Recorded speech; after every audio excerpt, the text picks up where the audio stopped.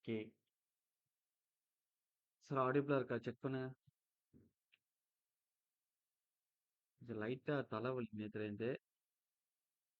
அதனால தான் கிளாஸ் கத்தி எடுத்தா இன்னும் அதிகமாயிருமோ தான் இந்த கிளாஸ் கேன்சல் பண்ணேன். மார்னிங்குமே நைட்டு கொஞ்சம் குறைஞ்ச மாரி ஃபீல் ஆனுச்சு. மார்னிங் கொஞ்சம் அதிகமான மாரி ஃபீல் ஆயிடுச்சு. அதுக்காக தான் கொஞ்சம் லேட்டா போட்டெல்லாம் கிளாஸ் போட்டு தூங்குறதுக்காக தான் போட்டுருக்கேன். ரொம்ப சவுண்டா பேச முடியாது. நான் பேசுறது இப்ப ஆடியோ இப்ப கேக்குதாண்ணா உங்களுக்கு? கேக்குதா நல்லா இருக்கும்? ஓகே. இப்ப லாஸ்ட் கிளாஸ் நான் விட்டதுலேருந்து கன்டின்யூ பண்றேன். அப்படியே பாருங்க. லாஸ்ட் கிளாஸ் வந்து 2க்கும் ஸ்ட்ரெஸ், ஸ்ட்ரெயின் டயகிராம் வந்து குடுத்திருப்பேன். ஒரு கான்கிரீட் குடுத்திருப்பேன். ஆ அசம்ப்ஷன் தான் குடுத்திருப்போம் லாஸ்ட் கிளாஸே. அசம்ப்ஷன்ல பொறுத்தவர லாஸ்ட் கிளாஸ்ல எது வரைக்கும் குடுத்திருக்கோம்? ஒரு நிமிஷம் இருங்க. 4 தான் குடுத்திருக்கேனா? ம்.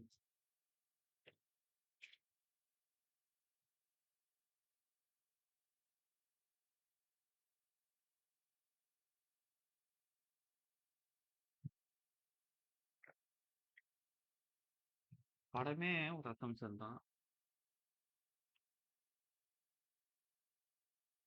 5.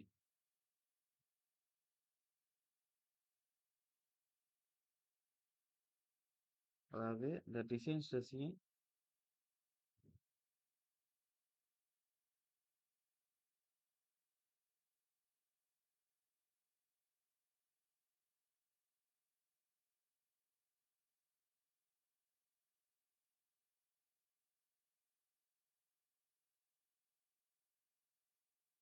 Reinforcement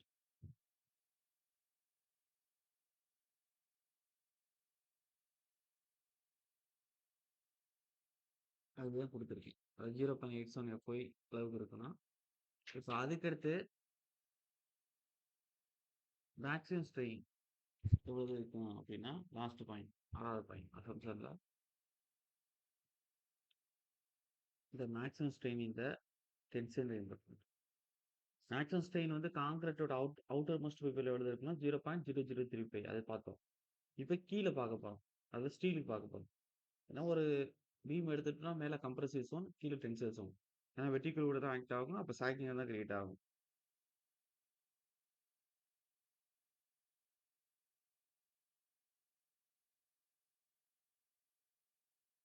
The maximum strain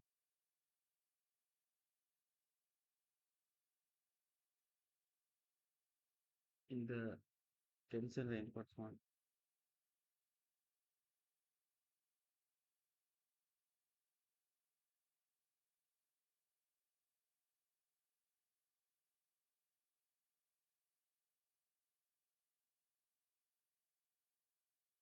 in the section at failure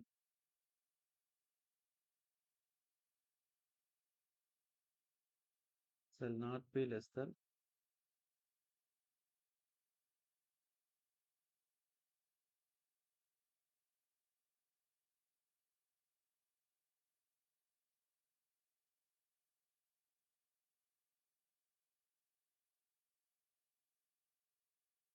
2 or 0.87. அதாவது 1.15 வந்து எப்போ எல்லாம் டிவைட் பண்ணிட்டோம்னா 0.87 வரும்.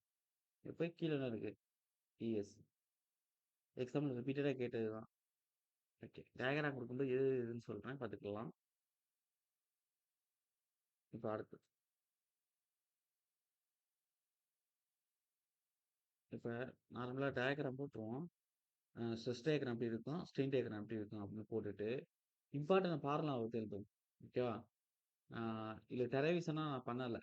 மேக்ஸிமம் வந்து எக்ஸாம்ல வந்து இம்பார்ட்டன்ட் ஃபார்முலா தான் கேட்பான். நான் அதுல டெரைவ் பண்ண போறதில்ல. கொஸ்டின்ஸ் நான் பார்த்துட்டேன். எப்படி கேட்கறாங்கிறத பார்த்துட்டேன். அதுக்கப்புறம் கொஸ்டின்ஸ்ன்னு ஒண்ணுக்குள்ள தான் ஞாபகம் வருது. இன்னைக்கு எம்ஓஎஸ் டெஸ்ட் இருக்கு. எம்ஓஎஸ் டெஸ்ட் எப்படி இருக்குன்னா, அதிக கொஸ்டின் எங்களால எடுக்க முடியல. கொஸ்டின்ஸ் வந்து ரொம்ப கம்மியா இருக்கு. அப்ஜெக்டிவ் டைப் புக்ஸ்லலாம், எல்லா இதுலயுமே. அதெல்லாம் முடிஞ்ச அளவுக்கு வந்து அ ஜேடியூ கொஸ்டின்ஸ்ல கேட்டிருக்கிறது, இதுக்கு முன்னாடி கவர்மெண்ட் எக்ஸாம்ல கேட்டிருக்கிறது, இந்த மாரி கொஸ்டின்ஸா ஃபோக்கஸ் பண்ணி தான் டார்கெட் பண்ணியிருக்கோம். அப்புறம் ஒரு சில கொஸ்டின்ஸ் வந்து நாங்களே டைப் பண்ணியிருப்போம். அது ஒரு 4, 5 கொஸ்டினோ, 6, 7 கொஸ்டினோ ரிப்பீட் ஆயிட்டே இருக்கும். அதெல்லாம் இம்பார்ட்டன்ட்ங்கிறதுக்காண்டி விட அதெல்லாம் எடுக்க வேணாம்னு சொல்லிட்டேன். அப்ப இந்த கொஸ்டின் வந்து மத்த கொஸ்டின் பேப்பர் மாரி இருக்காது. எம்ஓஎஸ பொறுத்தவரை கொஸ்டின் பேப்பர் எடுக்கிறது ரொம்ப கஷ்டமா இருக்கு. 207 கொஸ்டின் குடுத்துருக்கேன்னா, அதுல 185, 186 கொஸ்டின் இருக்கும். மீதி எல்லாம் கொஞ்சம் ரிப்பீட்டட் ஆன மாரி லைட்டா ஃபீல் ஆகும். ஆ அதுக்கடுத்து இஎம் கொஸ்டினு எம்ஓஎஸ் ஓரியன்டடா அங்க இருக்குதுன்னா, கொஞ்சோண்டு இங்க வந்திருக்கும். அதனால வந்து நீங்க இவ்வளதான் கேட்பான் மேக்ஸிமம். அதுல ஒரு சில விஷயங்கள் கேட்கலாட்டி, நான் வந்து நோட்ஸ் குடுத்துருப்பேனே, அதுல குடுத்துருப்பேன்னு அர்த்தம். நோட்ஸ படிச்சுக்கிடுங்க. நோட்ஸ் பிளஸ் இந்த கொஸ்டின் பேப்பர். இதுவே உங்களுக்கு அதிகம் தான். இது நான் தான் சொல்லிட்டேனே, இஎம், யுஎஸ பொறுத்தவரை கொஸ்டின் பேப்பர் பார்க்கிறத காட்டிலும், நோட்ஸ் தான் இம்பார்ட்டன்ட். கொஸ்டின் பேப்பர் எதுக்கு பார்க்கணும்னா, நீங்க படிக்கிற இஎம்ல ஒரு விஷயத்த எப்படி கொஸ்டினா கேட்கறான், மேக் பண்ணி அப்படிங்கிறத தெரிஞ்சுக்கிறதுக்காக தான். ஓகே. இப்ப டயகிராம் போட்டுக்கிறேங்க.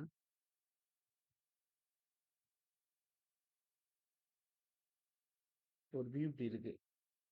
Rectangular view.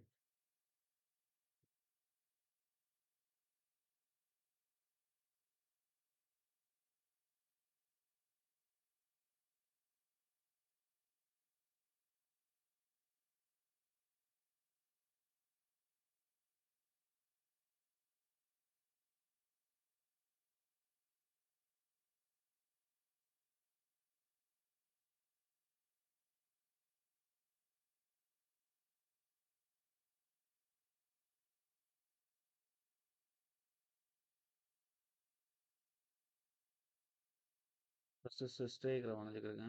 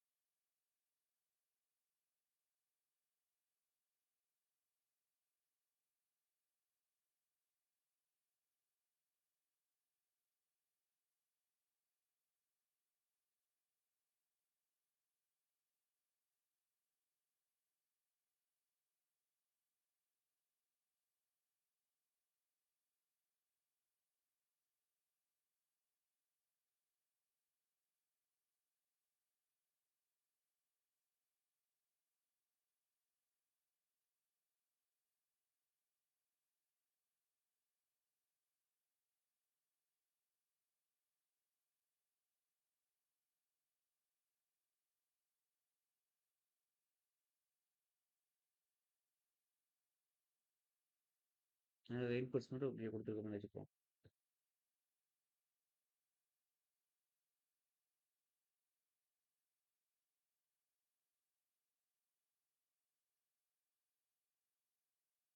கான்கிரீட் மேல தானே. கான்கிரீட்க்கு எப்படி வரும் நமக்கு டயகிராம்?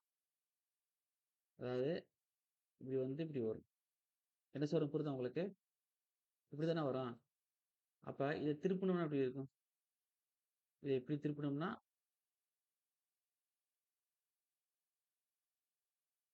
இப்படி இருக்குமா? இந்த டயகிராம் எப்படி ரொட்டேட் பண்ணியிருக்குன்னு தெரியுதா எல்லாருக்கும்? இத எப்படி திருப்புனா இப்படி வருமா? அதுதான் இங்க இப்ப. ஓகே. அப்ப கான்கிரீட்டோட பிசியல் ஸ்ட்ரெஸ் எவ்வளவு பார்த்தோம் இங்க டயகிராம்ல? இங்க எவ்வளவு பார்த்தோம்? ஃபர்ஸ்ட் எஃப்சிகே அதுக்கடுத்து 0.6 வரும் எஃப்சிக்கு தான் இருக்குன்னு சொல்லியிருப்பேன். அதுக்கடுத்து அத வந்து உங்களுக்கு 1.5ல அடிக்கும்போது 0.44 அ 6 எஃப்சிக்யூன்னு சொல்லியிருப்பேன். ஞாபகம் இருக்கா? அதான் குடுக்க போறேன். தேவையில்லாததெல்லாம் எழுத வேணாம். எது எக்ஸாம் தேவையோ அதுதான் எழுதுறேன். ஆனா இதெல்லாம் சொல்லியிருப்பேனே மேல. கான்கிரீட் ரெசிஸ்டன்ஸ் டயகிராம்ல. மேல ஒரு பக்கம் திருப்பி பாருங்க நோட்ல. ஒரு 0 அவுட்டர் மோஸ்ட்ல எழுதியிருக்கேன். 446 எஃப்சிக்கு. அதுக்கடுத்து இங்க ஸ்டீலுக்கு எவ்வளவு இருக்குன்னா, அங்க என்ன சொன்னேன் ஸ்டீலுக்கு? இப்ப தானே டயகிராம் மேல வரைஞ்சோம். என்ன சொன்னேன் ஸ்டீலுக்கு? Design stress 0.87 F.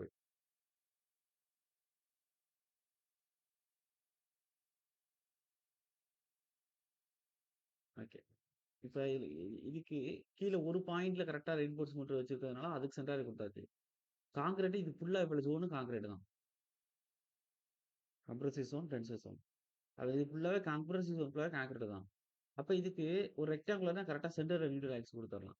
இது ரெக்டாங்குலர் பிளஸ் பேரபோலா இருக்கு. அப்ப இதுக்கு எங்க நியூட்ரல் ஆக்சிஸ் இருக்குன்னா, இப்ப இந்த இடத்துல இருக்கலாம். கரெக்ட்டா இதுக்கு நேரா. ஆனா எவ்வளவு டிஸ்டன்ஸ் இருக்குங்கிறத இப்ப சொல்றேன். இந்த டிஸ்டன்ஸோட எக்ஸாம்ல கேட்டிருக்கான். இப்ப அடுத்த நிமிஷம் எப்படின்னா, இதுக்கு கோடு போடுங்க.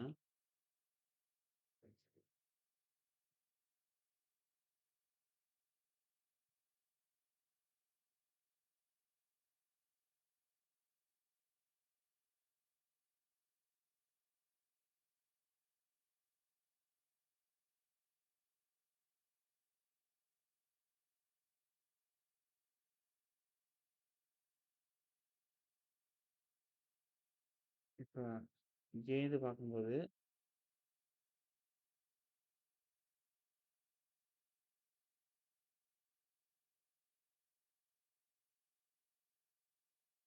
3/7 இருக்கும். டோட்டலா இங்கேருந்து இதுவரையும் பார்த்தா எக்ஸ்யூ. அப்ப இங்கேருந்து பார்க்கும்போது 3/7 எக்ஸ்யூ. எக்ஸாம்ல கேட்டிருக்கான் சார். நான் எழுதுறேன்னா, டெரைவ் பண்றதுக்காண்டி எழுதல.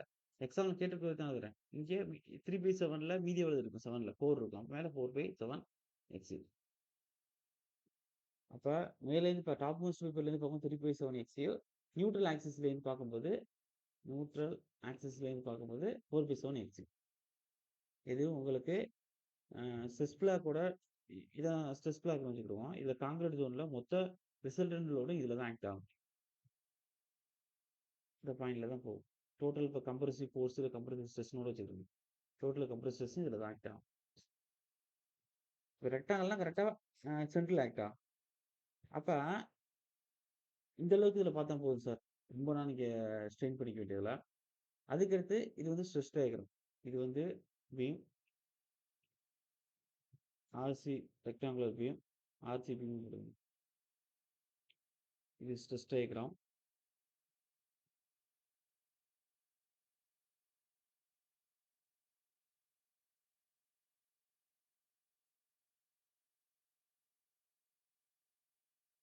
இப்ப அடுத்து என்னன்னா ஸ்ட்ரெயின் டயகிராம்.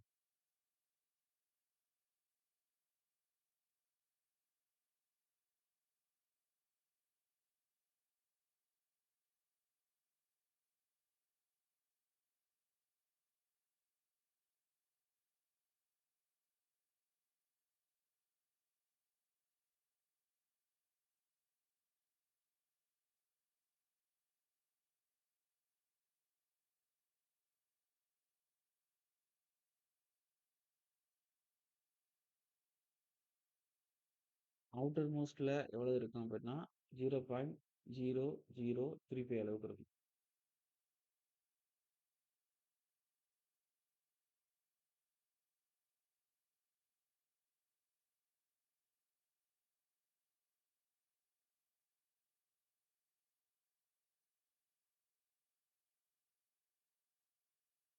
கீழ வந்து எவ்வளவு இருக்கும் அப்படின்னா 0.002 0.87 FOU வகுத்தல் ES ரெண்டுமே கேட்டிருக்காங்க. அவுட்டர் மோஸ்ட் பெரிய காங்கிரீட்டுக்கு எவ்வளவு இருக்கும், டென்சைல் ஜோனுக்கு எவ்வளவு இருக்கும் ரெண்டுமே கேட்டிருக்காங்க. அப்ப டயக்ராம் வரைஞ்சிட்டு இது எப்பயும் போல இது நியூட்ரல் ஆக்சிஸ் தான். நியூட்ரல் ஆக்சிஸ்ல ஸ்ட்ரெஸ் எப்படி இருக்கும்? 0வா இருக்கும். அப்ப ஸ்ட்ரெயின் ஆகுமா? ஆகாது. ஏன்னா எக்ஸாம் பாயிண்டர் கொஸ்டின் தான். அப்ப மேலேருந்து வருதுல்ல 3/7 எக்ஸ்யூ அது எப்படி குடுத்துருப்பான்னா 3/7 அடிச்சா அது வரும். 0.42 வருமா? அடுத்தது சில நேரம் இப்படி குடுத்துருப்போம். 3/7க்கு பதிலா வேல்யூவ போட்டிருப்போம். 0.42 எக்ஸ்யூன்னு குடுத்துருப்போம். இதுலயும் கவனம். ஓகே. அடுத்து. இப்ப இதுல என்ன கேட்பான்னா, ஸ்ட்ரெஸ் பிளாக்கோட ஏரியா கேட்பான். எக்ஸாம் கேட்டிருக்கிறதையும் குடுக்குறேன். இது டெரைவ் கொண்டு வரேன்னா, டெரைவ்லாம் பண்ணல. Area of stress block.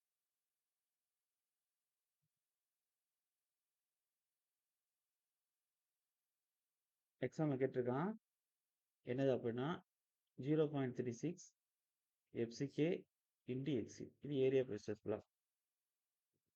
XP பேப்பர்லேருந்து resultant stress, compressive stress act ஆகுதுல்ல 3/7 அது எவ்வளவு ஆக்ட் ஆகுதுன்னா 3/7ல ஆக்ட் ஆகுது. அது 0.42 எக்ஸ்யூல ஆக்ட் ஆகுது ஆர் 3/7. அடுத்து இதையும் எக்ஸாம்ல கேட்டிருக்கான். அதாவது டெப்த் ஆஃப் மேலேருந்து பார்க்கும்போது 3/7 கீழேருந்து பார்க்கும்போது நியூட்ரல் ஆக்சிஸ் பார்க்கும்போது 4/7 இல்ல 0.58 எக்ஸ்யூ அப்படி எழுதிக்கிறேங்க. Depth of centre of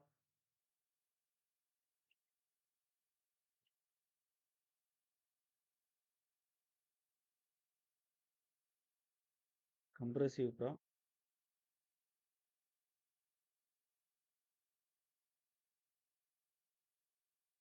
the extreme fiber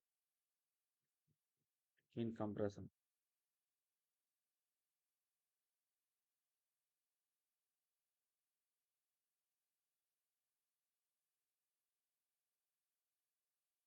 BP7 XU or 0.42 XU. இது எக்ஸாம்ல கேட்டிருக்கான். அந்த படம் வரைஞ்சதுக்கு அப்புறம் இததான் ட்ரை பண்ணி கண்டுபிடிக்கணும் நம்ம. நம்ம டெரைவ்னா பண்ண வேண்டியதில்ல. பார்த்துரலாம். நான் ஒர்க்கிங் ஸ்ட்ரெஸ் மெத்தட்ல எது இம்பார்ட்டனோ அதுதான் லைட்டா குடுத்துட்டு, நமக்கு லிமிட் மெத்தட் தான் இம்பார்ட்டன்ட் குடுத்துருக்காங்க சிலபஸ்லயே. அதனால ஸ்ட்ரெய்ட்டா அதுக்கு வந்துட்டேன். இப்ப அடுத்து மொமெண்ட் ஆஃப் ரெசிஸ்டன்ஸ் கண்டுபிடிக்கணும்னா, இதுக்கு ஸ்ட்ரெய்ட் ஃபார்முலாவா எழுதிறலாம். இதெல்லாம் ஒரு சில விஷயம் நீங்க தெரிஞ்சுக்கணுங்கிறதுக்காண்டி குடுக்குறேன். இப்ப moment of resistance. Limit state method தான்.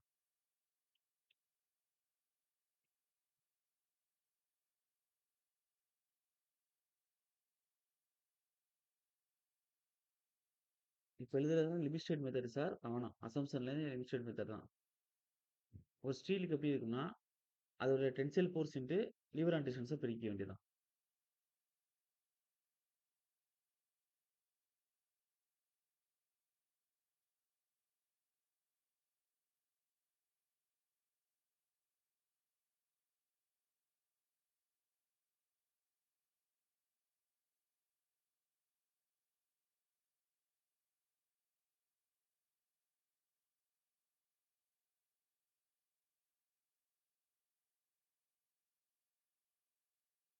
அதே ஸ்டீலுக்கு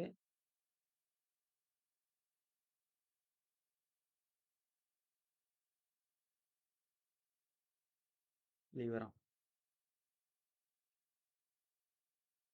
பாத்துக்கிறேன். லீவர் அண்ட் டிஸ்டன்ஸ் என்ன அப்படின்னா, இம்பார்ட்டன்ட் ஒண்ணு தான் குடுக்க போறோம் இப்ப. லீவர் ஆர்ம்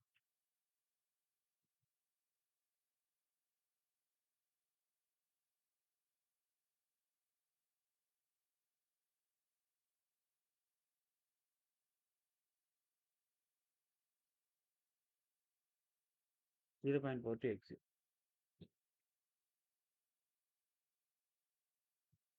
அதுக்கடுத்து மொமெண்ட் ஆஃப் ரெசிஸ்டன்ஸ் வந்து கான்கிரீட்.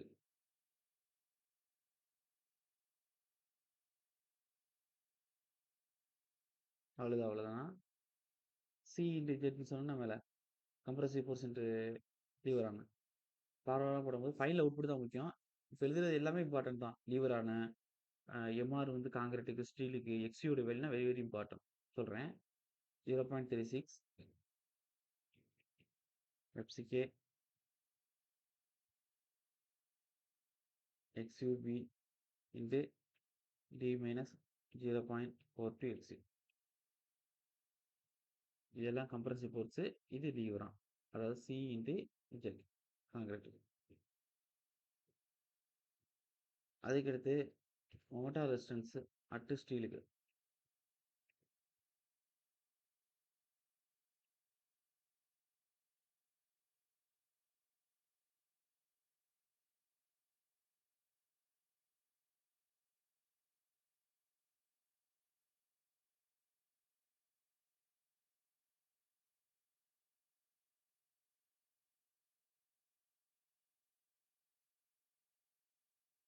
ஜெட். இது டென்சில் ஃபோர்ஸ். இது வந்து இது. இப்படி நார்மல் அது அந்த அளவுக்குலாம் போக வேண்டியதில்ல. Stress equal to load or force by area. Force வேணும் அப்படின்னா force equal to stress into area. அப்ப 0.36 எஃப்சிகே அப்படிங்கிறது compressive force. Xu to b compressive சொல்லி தானே. இதுவரை என்னது எக்ஸ்யூ. இது பி தானே. அப்ப எக்ஸ்யூ இன்டு பி ஏரியா போட்டாச்சு. டென்சர் ஜோன் கீழே என்ன ஸ்ட்ரெஸ் ஃபோர்ஸ் ஆக்ட் ஆகும்? 0.8 எஃப்ஒய். ஏரியானா ஏஎஸ்டி. கீழே கொடுத்துருக்க ஸ்டீலோட ஏஎஸ்டி.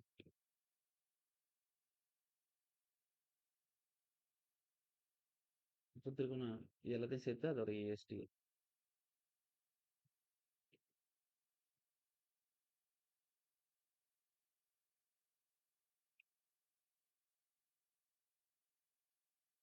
அப்ப எம்ஆர் வந்து கான்கிரீட்டுக்கும் குடுத்துட்டேன், ஸ்டீலுக்கும் குடுத்துட்டேன், லீவர் அண்ட் டிஸ்டன்ஸும் குடுத்துட்டேன்.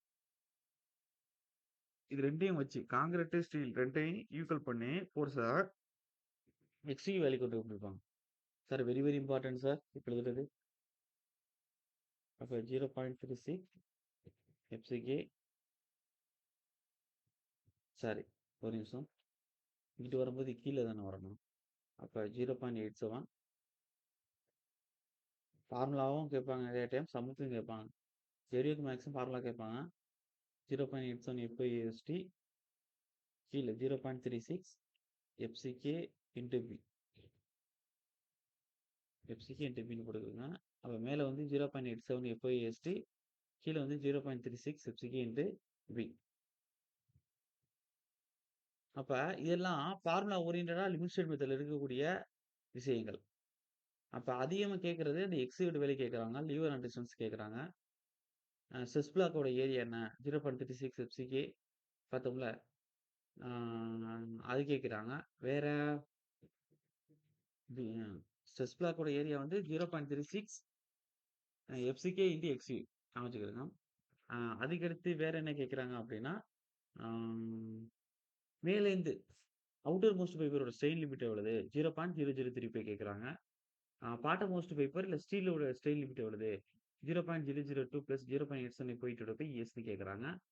வேற நியூட்ரல் ஆக்சிஸ் ஸ்ட்ரெஸ் லிமிட் எப்படி இருக்கணும் கேட்கறாங்க. 0 ஏன்னா அங்கேயும் வேற வேற இடத்துலயும் இந்த கான்செப்ட் வந்துட்டே இருக்கும். அதுக்கடுத்து வேற என்ன கேட்கறாங்கன்னா, ம் அவ்வளோதான் மேக்ஸிமம். ஸ்ட்ரெஸ் பிளாக் வந்து எப்படி இருக்கும்? கான்கிரீட்டுக்கு ஒரு ரெக்டாங்குலர் பரபோலாவா இருக்கும். ஸ்ட ஸ்ட்ரெயின் டயகிராம் வந்து எப்படி இருக்கும்? லீனியரா இருக்கும். Very very important. ஆ ஸ்ட்ரெயின் டயகிராம் எப்படி இருக்கும்னா, லீனியரா இருக்கும். ஓகே. இதெல்லாம் இதுல கேட்கக்கூடிய கொஸ்டின்ஸ். இப்ப ஒரு 3 வகையான செக்ஷன பத்தி நான் பேசப் போறேன். இது very very important. Balanced section, under reinforcement, over reinforcement. Theoretical question இதுலருந்து கண்டிப்பா கேட்க வாய்ப்பு இருக்கு. அப்ப நான் தியரியாவே குடுக்குறேன் பாருங்க. தியரட்டிக்கல் கொஸ்டின் தான் கேட்பாங்க மேக்ஸிமம். அதுக்கப்புறம் கான்செப்ட்லாம் சொல்றேன். அப்ப டைப்ஸ் ஆஃப் செக்ஷன் குடுக்குறேன்.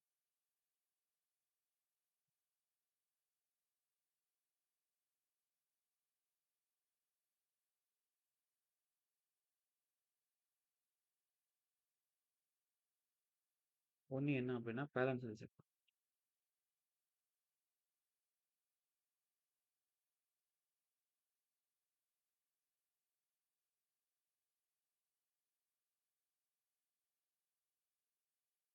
இப்ப ஒரு RCPல என்ன இருக்கும்? கம்ப்ரசிவ் ஜோனும் இருக்கும், டென்சிவ் ஜோனும் இருக்கும். கம்ப்ரசிவ் ஜோன்ல கான்கிரீட் போடுவோம். டென்சிவ் ஜோன்ல ஸ்டீல போடுவோம். இப்ப லோடு வரும்பொழுது கம்ப்ரசிவ் ஜோனுக்கும் ஸ்ட்ரெஸ் இருக்கும். டென்சிவ் ஜோனுக்கும் ஸ்ட்ரெஸ் இருக்கும். இப்ப கம்ப்ரசிவ் ஜோனோட ஸ்ட்ரெஸ் FCKன்னு சொல்லுவோம். இதோட ஸ்ட்ரெஸ்ஸ வந்து FOன்னு சொல்லுவோம். ஏன்னா, இங்க வந்து அல்டிமேட் ஸ்ட்ரெஸ் இங்க அது கேரக்டரிஸ்டிக் ஸ்ட்ரென்த் பத்தி இங்க பேசுறது. இங்க யீல்டு ஸ்ட்ரெஸ் பத்தி பேசுறது. இப்ப M20னா 20 நியூட்டன் பெர் எம் ஸ்கொயர் தான் அது உச்சக்கட்டம். Fe 415னா 415 Newton per M square தான். இப்ப FCKயோட வேல்யூயும் 20 ரீச் பண்ணிருச்சு. FOA வேல்யூயும் 415 ரீச் பண்ணிருச்சு. அப்ப கான்கிரீட், ஸ்டீல் 2ம் ஒரே நேரத்துல தன்னோட அல்டிமேட் வேல்யூ போய் ரீச் பண்ணுது அப்டின்னா, அதுதான் என்ன சொல்லுவாங்கன்னா, balanced section.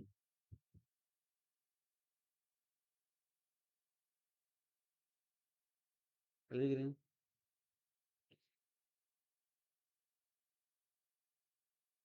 The stress in concrete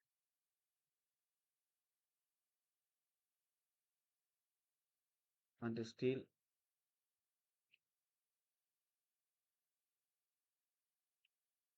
reach to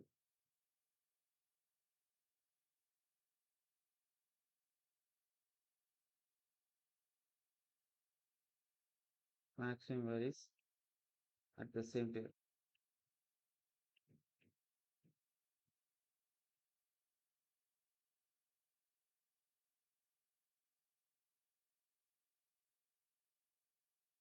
அதுக்கடுத்து concrete and steel theoretically fails at the same time. Balanced செக்ஷன்ல அப்ப 2ம் ஒரே நேரத்துல போய் ஸ்ட்ரெஸ் ரீச் பண்ணும். அப்ப FCK 20க்கு அப்புறம் ஃபெயிலியர் தான் கான்கிரீட். Fe 415 மேல ஸ்டீலும் ஃபெயிலியர் தான். கான்கிரீட் என்னன்னா உடனே ஃபெயிலியர் ஆயிரும். ஸ்டீல் வந்து கொஞ்சம் அ ஃபெயில் ஆயிரும் அந்த இடத்துல யீல்டுல. அதுக்கப்புறம் கொஞ்சம் எக்ஸ்பேண்ட் ஆயி, ஆயி, ஆயி லேட்டா போய் தான் ஃபெயில் ஆகும். ஃபெயில் ஆகும்ன்னு சொல்றத விட 415ல ஃபெயிலியர் தான். உடையுது 2ஆ உடையுது. கான்கிரீட் 20 பக்கத்திலேயே டக்குன்னு உடைஞ்சிரும். இது கொஞ்சம் நல்லா வந்து ஸ்ட்ரென்த் எடுத்து வார்னிங் குடுக்கும் அப்படின்னு சொல்றேன். நான் அது ultimate stress or yield stress reach பண்ணிட்டாவே அது ஃபெயிலியர் தான். கான்கிரீட் ஆகட்டும், ஸ்டீல் ஆகட்டும். அப்ப கான்கிரீட்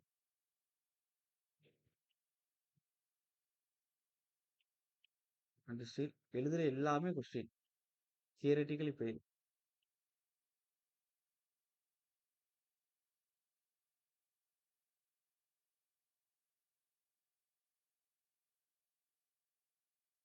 இதான் இம்பார்ட்டன்ட். அட் த சேம் டைம்ல. ஒரே நேரத்துல.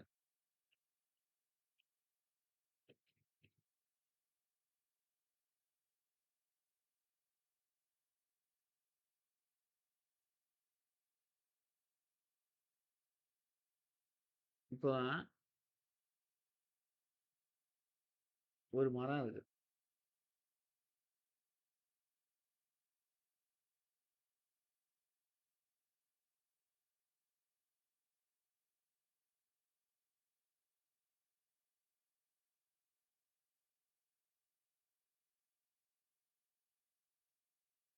இந்த மரத்தோட இந்த போர்ஷன் கான்கிரீட். மரத்தோட இந்த போர்ஷன்கள்லாம் ஸ்டீல். இப்ப கீழயும் ஃபெயிலியர் ஆகுது, மேலயும் ஃபெயிலியர் ஆகுது. கீழயும் வெட்டுறாங்க, மேலயும் வெட்டுறாங்க. அப்ப 2யும் ஒரே நேரத்துல வெட்டுறாங்கன்னா, இதுல இந்த மரத்தோட உண்மையான ஃபெயிலியர் எது தெரியுமா? இந்த மரத்த இந்த கிளைய வெட்டுறதோ, இந்த கிளைய வெட்டுறதோ, இந்த கிளைய வெட்டுறதோ, ஏன் மரத்த இப்படி 2ஆ வெட்டுனா கூட இது ஃபெயிலியர் ஆகாது. கீழ விழுந்து நின்னுட்டு நிக்கும். என்ன சொல்றேன் புரியுதா சார் உங்களுக்கு? அதாவது ஸ்டீல் ஃபெயிலியர் ஆனாலும், மேல ஸ்டீல் தானே குடுத்துருக்கேன். எப்பயுமே இந்த மரத்துக்கு ஆபத்து வராது. அது கீழ விழுந்து நின்னுகிட்டு இருக்கும் அப்படின்னு நான் சொல்றேன். புரியுதா நான் சொல்றேன்னு? ஓகே. ஆனா, இந்த மரம் எப்ப ஃபெயிலியர்ன்னா, ஸ்டீல் வந்து ஒரு வேள எவ்வளவு லோடு வேணும்னாலும் எடுத்துக்கட்டும். ஆனா கான்கிரீட் ஃபெயிலியர் ஆயிடுச்சுன்னா என்ன ஆயிரும்? இந்த மரம். அதாவது மேல எவ்வளவு ஸ்ட்ரென்த்தா வேணும்னாலும் எடுத்துக்கட்டும். கீழ மரத்த வெட்டிட்டோம்னா என்ன ஆயிரும்?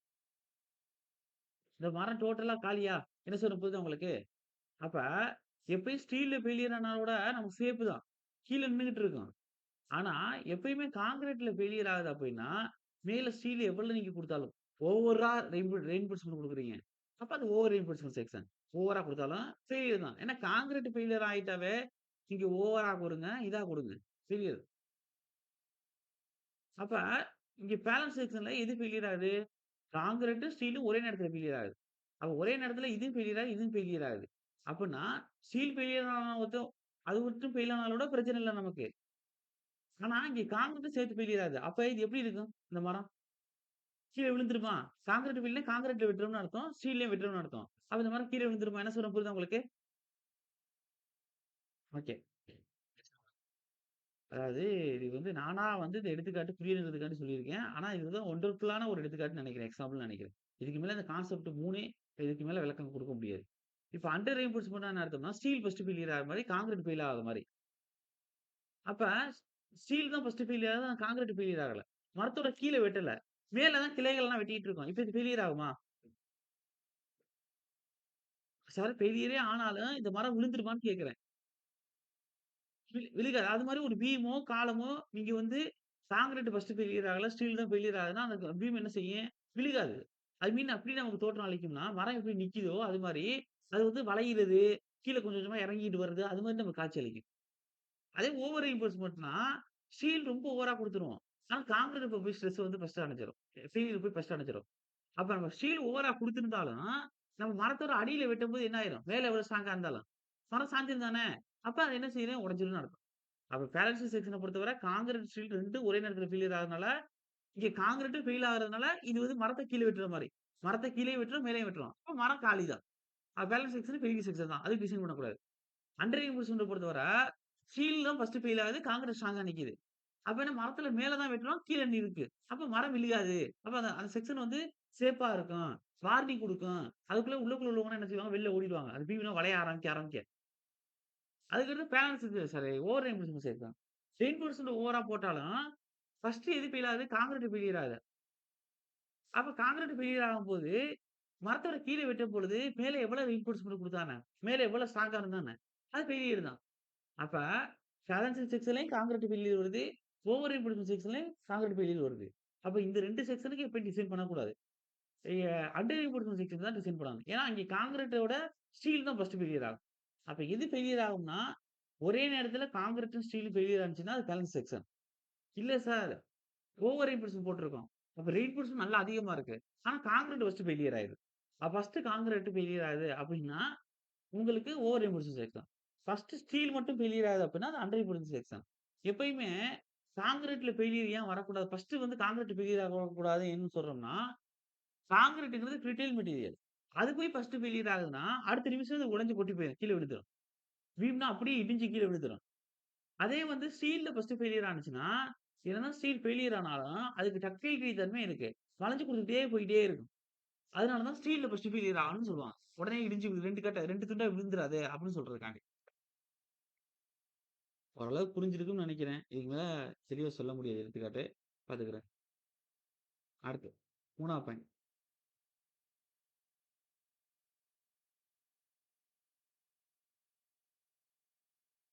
இதுல அதிகம் வந்து கேட்பாங்க. அண்டர் ரிம்பர்ஸ் மட்டும் over reinforced repeated question. Question paper எடுத்து ஜேடியூ தான் சொல்றேன். எடுத்து பாருங்க நீங்களே. அடுத்து 2வது பாயிண்ட் எழுதியாச்சா? 3வது பாயிண்ட் எழுதிக்கங்க. பிரா பிராக்டிகலி டிஃபிகல்ட்டா இருக்கும் பேலன்ஸ் எக்ஸாம். இதுக்கு நம்ம டிசைன் பண்ணவே கூடாது.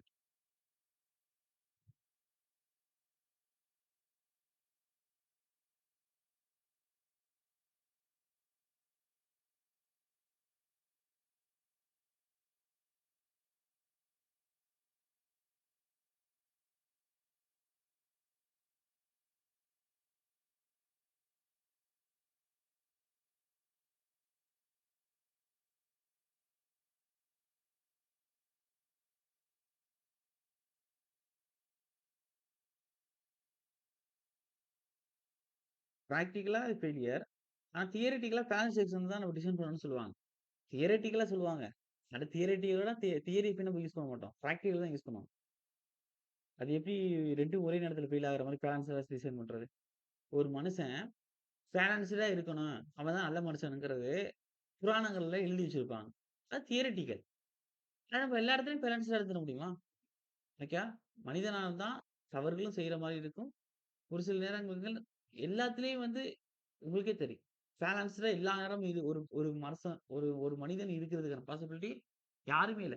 அப்படி இருக்கான்னா, அவன் முற்றும் துறந்தவனா இருக்கணும். சித்தர்களா இருக்கணும். அவங்களுமே ஆரம்பத்துல எப்படி இருந்துட்டு, அதுக்கப்புறம் சித்தர் ஆயிருப்பான்னு உங்களுக்கு தெரியும். அப்போ ஒரு மனிதன் வந்து தியரட்டிக்கலா ஒரு மனிதன் பேலன்ஸ்டா இருக்கணும்னு புராணங்கள்ல குறிக்கப்பட்டிருக்கு. பைபிள், குரான், பகவத்கீதை அப்படின்னு சொன்னாலும், ஆனா ஒரு ரியல் லைஃப்ல பிராக்டிகலா ஒரு மனிதன் வந்து அன்றாட வாழ்க்கைய வாழும்போது, அவன் எல்லா நேரத்திலும் பேலன்ஸ்டா இருக்கிறது முடியாத விஷயம் தான். எப்பயுமே ஒரு மனுஷன் இன்ப துன்பங்கள் எல்லாம் எனக்கு ஒண்ணும் இல்ல. நான் சந்தோஷம் வந்தாலும் சந்தோஷப்பட மாட்டேன். கஷ்டம் வந்தாலும் அழுக மாட்டேன். ஃபீல் பண்ண மாட்டேன். அப்படின்னு எவனாச்சும் யாராச்சும் ஒருத்தவங்க பேலன்ஸ்டா இருக்கான்னு சொல்லுங்க. சித்தர்கள தவிர்த்து. முனிவர்கள், சித்தர்கள் வச்சு அப்படி இருக்க முடியும். சராசரி மனுஷன் கஷ்டத்துக்கு ரியாக்ஷன் பண்ணுவான். சந்தோஷத்துக்கு ரியாக்ஷன் பண்ணுவான். அப்ப ரியல் லைஃப்ல பிராக்டிகல் லைஃப்ல அது பாசிபிலிட்டி இல்ல. அதுமாரி பேலன்ஸ் எக்ஸாம்ங்கிறது தியரிட்டிக்கலா சொல்லலாம். 2ம் ஒரே நேரத்துல ஈக்குவலா ஃபெயிலியர் ஆகணும்னு. ஆனா பிராக்டிகலா அது பாசிபிலிட்டி இல்ல. 2ம் ஒரே நேரத்துல ஃபெயிலியர் ஆகும்போது யாரும் ஃபெயில் ஆகுறா? கான்கிரீட்டும் ஃபெயில் ஆயிட்டு இருக்கு. கான்கிரீட்டோட நேச்சர் என்ன? ஃப்ரிட்டைல். அது என்னது? ஃபெயில் ஆனோனே உடனே உடைஞ்சு கீழ விழுந்துரும். அப்ப இது பிராக்டிகலா வாய்ப்பு இல்ல. பிராக்டிகலா சாத்தியம் இல்ல. ஆனா தியரிட்டிக்கலா 2ம் ஒரே இடத்துல ஃபெயில் ஆகும்னு சொல்லியிருப்பாங்க. புரியுதா? ஓகே. அப்ப theoretically all section designed as balances.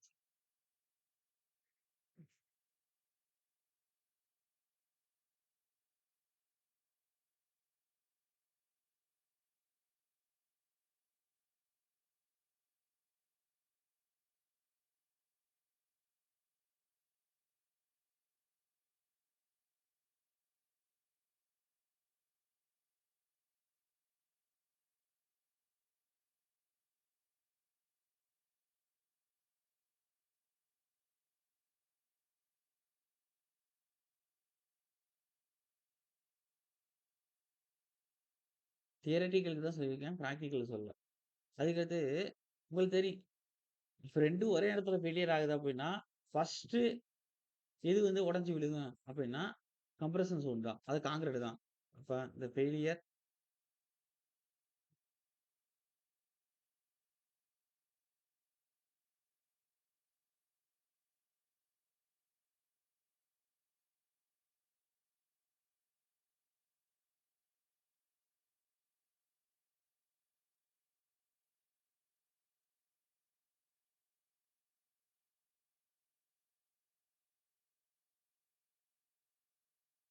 அதாவது கான்கிரீட்.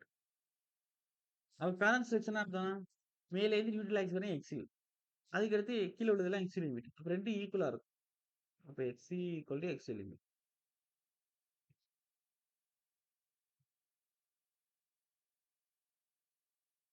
பேலன்ஸ் செக்ஷன பொறுத்தவரை ஃபர்ஸ்ட் பீரியடாவது கம்ப்ரசிவ் ஜோன், கான்கிரீட். அப்ப மேக்ஸிமம் ஸ்ட்ரெஸ் வந்து எத எடுத்துக்கிறோம் அப்படின்னா, ஸ்டீல் எடுத்துக்கிறோம்.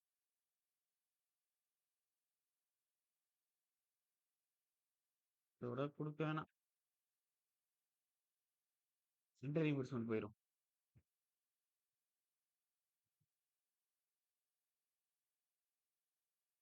ஓகே. அடுத்து எழுதிக்கிறேங்க. அண்டர் ரீஇன்போர்ஸ்மென்ட். இந்த அளவுக்கு போதும்.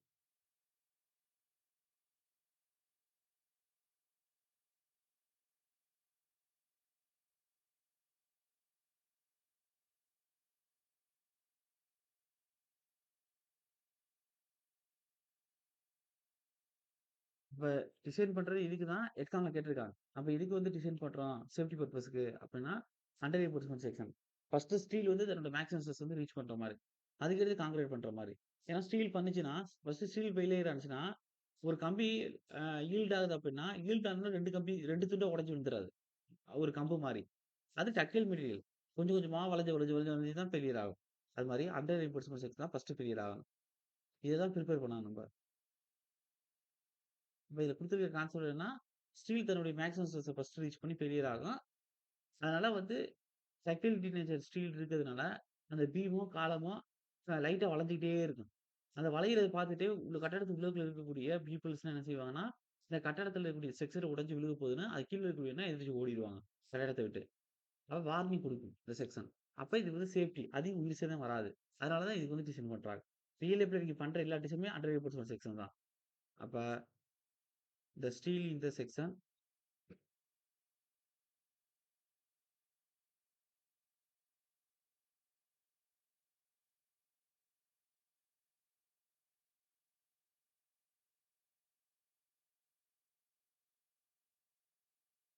is less than 30 degree of balance section.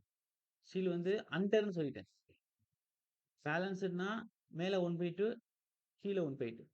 அண்டர்ன்னா என்னது தெரியுமா? மேல கொஞ்சம் சாரி மேல வந்து அதிகம், ஸ்டீல் பக்கம் கொஞ்சம். அப்ப இங்க இப்ப வந்து மேல வந்து ஒரு 0.7ன்னா கீழ 0.3. அப்ப பேலன்ஸ்லேருந்து அண்டர் போச்சுன்னா அண்டர்னா கீழ குறைஞ்சிருச்சுன்னு அர்த்தம். அப்ப பேலன்ஸ் செக்ஷன் தான் அதிகமா இருக்குன்னு அர்த்தம்.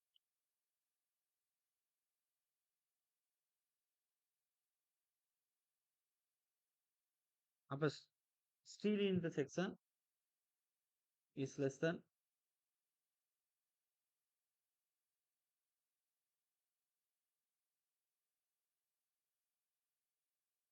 that required for a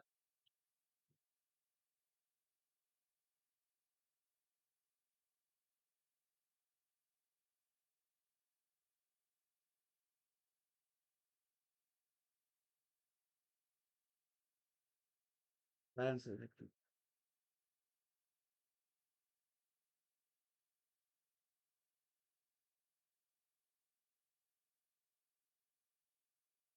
இப்ப ஸ்டீல்ல ஃபெயிலியர் நடக்குதுன்னா, ஸ்டீல்ங்கிறது என்ன material? Ductile material.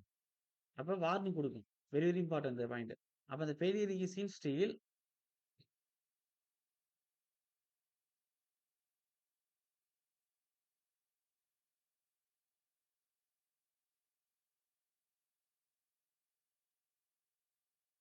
causes a ductile failure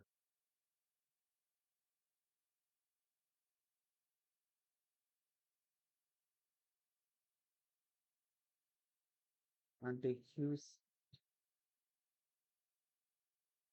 clear warning before failure போடுங்க.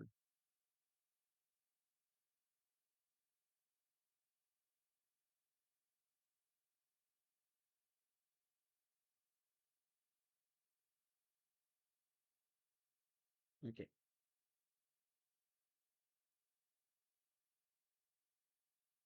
அடுத்து most of the practical section are under reinforcement section. பிராக்டிகலா நீங்க கட்டுற எல்லா வீடுமே அண்டர் ரீஇன்போர்ஸ்மென்ட் செக்ஷன் தான். அப்ப மோஸ்ட் ஆஃப் த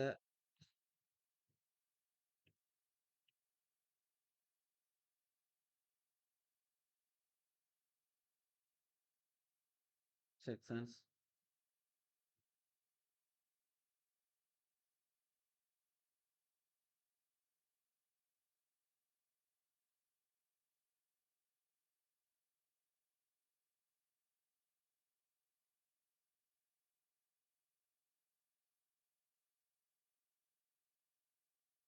ஆர் அப்படின்னா ரெயின்ஃபோர்ஸ்மென்ட் செக்ஷன்.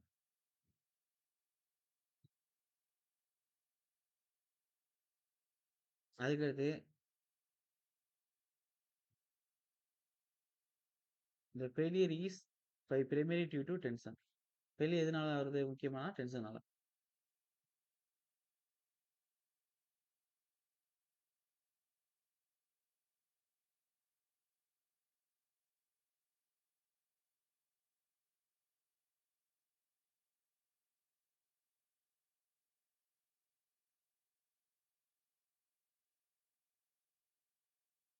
ஸ்டீல்ல ஃபர்ஸ்ட் ஃபெயிலியர் ஆகுது.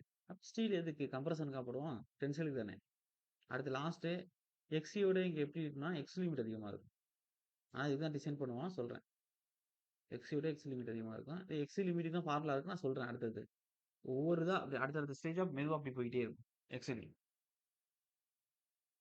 இதுல ஏன் படம் வரையல அப்படின்னா, நமக்கு தேவையான அளவுக்கு தியரிட்டிக்கல் கொஸ்டின் தான். நமக்கு எது எக்ஸாம் பாயிண்ட்டாவே அதுதான் பார்க்கணும். தெரிஞ்சுக்கிடுங்கிறதுக்காக டயத்த வேஸ்ட் பண்ணிட்டு இருக்கக்கூடாது. நோட்ஸ் நீங்க ரொம்ப எழுதி வச்சிருந்தாலுமே, ஆல்ரெடி இதுல 3 சப்ஜெக்ட் கலந்திருக்குன்னு சொல்றேன். அப்ப இதுக்கே ஒரு பெரிய அத்த நோட்டா போட்டுட்டீங்க அப்படின்னா, ரிவிஷன் பண்ணும்போது பயந்துருவீங்க. அது எது எக்ஸாம் பாயிண்ட் ஆஃப்ல நமக்கு இம்பார்ட்டன்ட்டோ அதத்தையும் பார்த்தா ஈஸியா இருக்கும். அதுக்காக தான். அதுவே அவ்வளது வரும். இப்ப அடுத்து ஓவர் ரீஇன்போர்ஸ்மென்ட் எக்ஸாம்.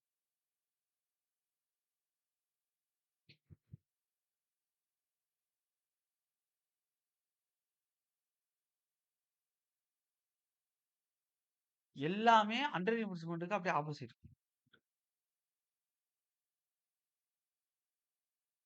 ஒவ்வொரு பாயிண்ட்டுக்குமே 1 படிச்சுட்டா போதும். அடுத்த கான்செப்ட் முடிஞ்சிரும். நீங்க ஸ்டீல் வந்து லெஸ் தெனா இருக்கும்ல பேலன்ஸ் செக்ஷனோட. இங்க மோர் தெனா இருக்கு. அதான் போட்டிருக்கமே. அண்டர்னா கீழ. ஓவர்னா கூட. ஓவர் ரீஇன்போர்ஸ்மென்ட். நார்மலா போடக்கூடியத விட கூட. பேலன்ஸ் செக்ஷன்ல இருக்கக்கூடிய ஸ்டீல விட கூட. இப்ப the steel in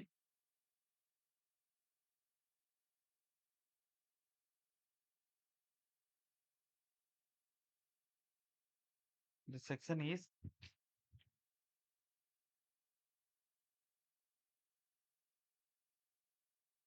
more than that required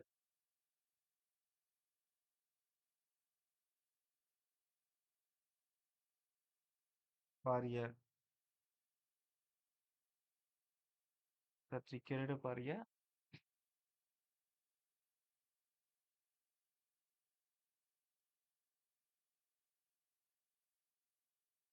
balance section. அடுத்து the failure is in concrete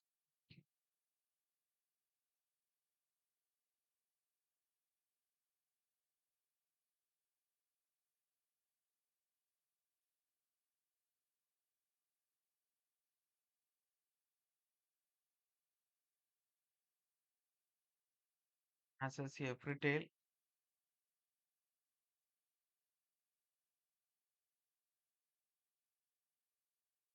ஏன்னா கான்கிரீட் ஃபெயிலியரா உங்களுக்கு தெரியும். இங்க ஸ்டீல் வந்து எப்படி இருக்கு? மோர் தெனா இருக்கு. அப்ப ஸ்டீல் அதிகம் குடுத்திருக்கும்போது அது நல்லா ஸ்ட்ரெஸ் எடுக்கும். அது ஃபெயிலியர் ஆகாது. அப்ப அடுத்து என்ன இருக்கு? கம்ப்ரசிவ்ல கான்கிரீட் இருக்கு. அப்ப கான்கிரீட் தான் ஃபெயிலியர் ஆகப் போகுது. அப்ப மேல ஸ்டீல் ஃபெயிலியர் ஆனுச்சுன்னா, பிரச்சனை இல்ல. அது டக்டைல் நேச்சர்ல இருக்கும். வார்னிங் குடுக்கணும்னு ஒரு பாயிண்ட் குடுத்தேன். அதுக்கு ஆப்போசிட்டா போய் என்ன எழுதணும்? கான்கிரீட் ஃபெயிலியர் ஆகுதுன்னா, கான்கிரீட் ஒரு பிரிட்டில் மெட்டீரியல். இது வந்து உடனே உடைஞ்சு குடுத்துரும். அப்ப வார்னிங் குடுக்காது அப்படின்னு சொல்லணும். அப்ப அந்த failure is in concrete, comma has a brittle இல்ல sudden failure. Brittle or sudden failure. எக்ஸாம்ல கேட்டிருக்காங்க sir. Over impulsive sudden failure ஆகும் கான்கிரீட். Sudden failure. வார்னிங் குடுக்காது. அதான் sudden failure. Without any period warning or sign.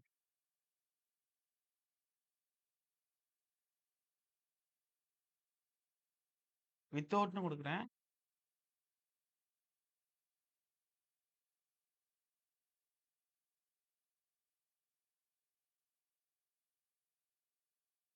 Sign.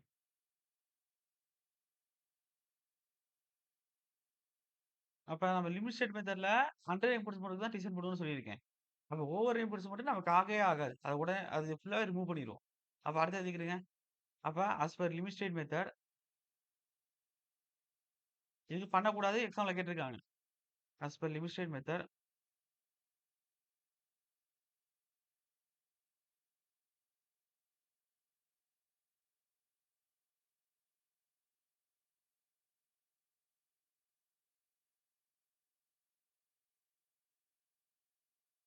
the design of over reinforcement section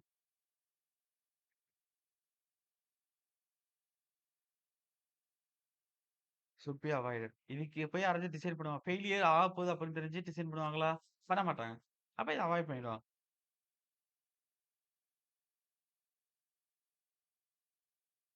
அப்ப இதுல எது ட அ அங்க வந்து failure is primary due to tension.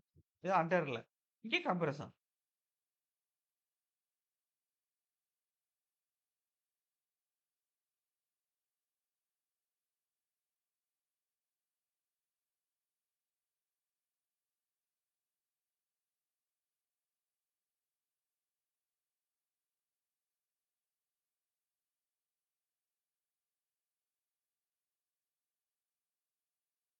இங்க எப்படி இருக்கும்னா, எக்ஸ்யூ அதிகமா இருக்கும். எக்ஸ் லிமிட்டோட.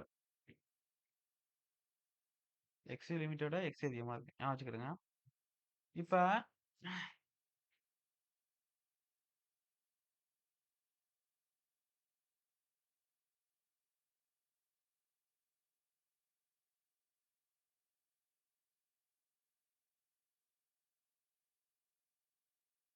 மேல குடுத்த moment of a moment of ரெசிஸ்டன்ஸ்ங்கிறது பேலன்ஸ் செக்ஷன் குடுத்தோம். அதே எம்யூ லிமிட்ட வச்சு அண்டர் ஆர் ஓவர் லிமிட் அவன் பார்க்குறான். அண்டருக்கு பார்ப்போம். ஓவருக்கு அது ஃபெயிலியர். டிசைன் கிரைட்டீரியாக்கு பார்க்க போறோம் அப்படின்னா, எம்யூ லிமிட் ஈக்குவல் டூ கான்கிரீட்டுக்கு 0.36 எஃப்சிகே பின்னு எங்க எக்ஸ் இருந்துச்சா இங்கன்னா எக்ஸ் லிமிட் குடுத்துருங்க. X limit lever arm distance என்ன? டி மைனஸ் 0.42 இன்டு எக்ஸ்யூவா? அப்ப அது எக்ஸ் லிமிட். எக்ஸ் லிமிட் குடுத்ததுன்னா எக்ஸ் லிமிட் குடுத்துருங்க. இது கான்கிரீட்.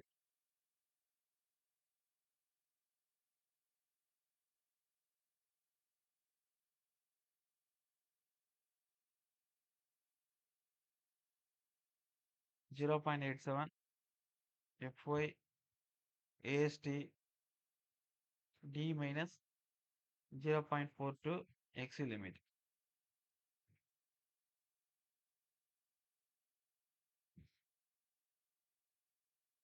ஸ்டீலுக்கு. அப்ப இந்த எக்ஸ் லிமிட்டுக்கே ஃபார்முலா வந்து ரிப்பீட்டடா எக்ஸாம்ல கேட்டுட்டே இருக்கிறதுக்கு இருக்கு. நான் சொல்றேன் பாருங்க. இப்ப எழுதிக்கிறேங்க அடுத்து.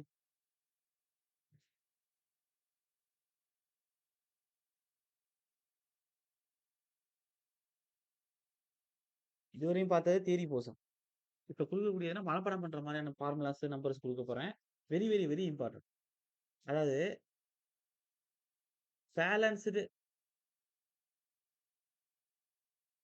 பெர்சன்டேஜ் ஆஃப் ஸ்டீல் வந்து எக்ஸாம்ல ரிப்பீட்டடா கேட்டுட்டே இருப்பாங்க. Percentage of steel. ஃபார்முலா என்னன்னா 0.36 எஃப்சிகே. ஃபார்முலா அதிகம் கேட்க மாட்டாங்க. வேல்யூ தான் கேட்பாங்க. நான் கீழ எழுதி போடுறேன்.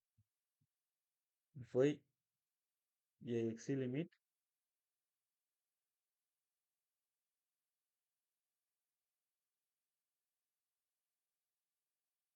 இதான் ஃபார்முலா. பெர்சன்டேஜ் கண்டுபிடிக்கிறது. அப்ப ஃபர்ஸ்ட் இந்த எக்ஸ் லிமிட்டுக்கு வேல்யூ கண்டுபிடிக்கணும். அப்ப அதுக்கு ஒரு டேபிளேஷன் இருக்கு.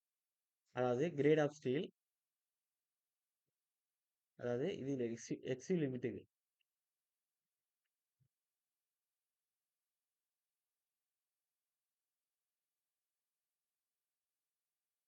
வெரி, வெரி இம்பார்ட்டன்ட் இப்ப குடுக்குறது. அதுக்கு அடுத்தது ஒரு எஃப்ஒய் வேல்யூ எப்படி இருக்கும்? இங்க எக்ஸ் லிமிட் எப்படி இருக்கும்? இப்ப கிரேட் ஆஃப் ஸ்டீல் வந்து 3 கிரேட் தான் படிக்க போறீங்க. எஃப்இ 250, எஃப்இ 415, எஃப்இ 500 எல்லாத்துக்குமே. இதான் கேட்பாங்க அதிகம். அப்ப இதுக்கு எவ்வளவு இருக்கும்? 280 இன்டு முறை M² இருக்கு.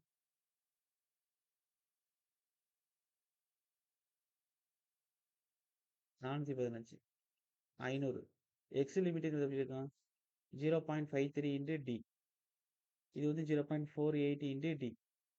இங்க 0.46 இன்டு டி. அவ்வளவுதான்.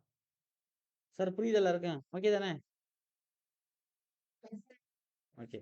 அப்ப இதெல்லாம் very, very, very, very important. இந்த டேபிள்ஸ் எல்லாம்.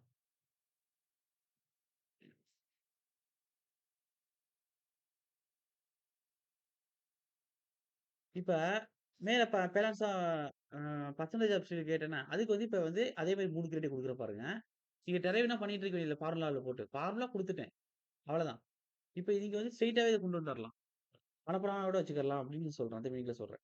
அதாவது மொத்தம் 3 கிரேடு தானே இருக்கு. ஸ்ட்ரெய்ட்டாவே எழுதிக்கிறேங்க அப்படியே. அதாவது ஒரு Fe 250க்கு பெர்சன்டேஜ் எப்படி இருக்குன்னா, இத மனப்பாடம் பண்ணிக்கிறேங்க. Fe 250 21.93 FCK/FY.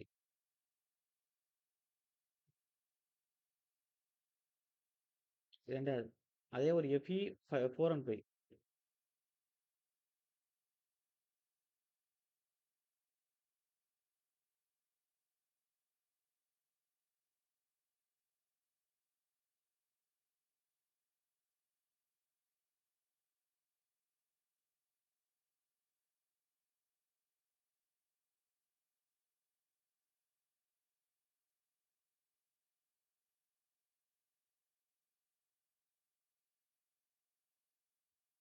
ஓகே. இப்படிதான் இருக்கும். 3 கிரேட்ல இருக்கு. பாத்துக்கிறேன். Fe 250, Fe 4 and 5, Fe 500. 3க்கும் குடுத்துட்டேன். இப்ப அடுத்து இம்பார்ட்டன்ட்டா இருக்கக்கூடிய விஷயங்கள வந்து எடுத்துக்கிறேங்க சார். ரொம்ப வந்தா நீங்க வந்து இத குடுக்க வேண்டியது இல்ல. அதாவது நமக்கு லிமிட் ஸ்டேட் மெத்தட் குடுத்திருக்கிறதுனால, அதுல என்னென்ன ஃபார்முலாஸ் இருக்கோ எல்லா ஃபார்முலா எழுதி தான் ஆகணும். அதுலலாம் மாற்று கருத்து இல்ல. ஆனா இம்பார்ட்டன்ட்டா இருக்கக்கூடியத வந்து பாத்துக்குருவோம் அதுலயும். அப்டி நான் சொல்றேன். ஓகே. இப்ப அடுத்து என்ன செய்ய போறேன்னா, ஒரு பேலன்ஸ் செக்ஷனோட ப்ராப்பர்ட்டி. எக்ஸ் லிமிட்க்கு எப்படி? ஆ லீவர் அண்ட் கோஎஃபிஷியன்ட் எப்படி? மொமெண்ட் ரெசிஸ்டன்ஸ் கோஎஃபிஷியன்ட் எப்படி? இதெல்லாம் கேட்பாங்க. அதான் குடுக்க போறேன். இத வச்சு மொமெண்ட் ஆஃப் ரெசிஸ்டன்ஸ்க்கு ஃபார்முலா இருக்கு. ஓகேவா? அதாவது இது வந்து எதுக்குன்னா,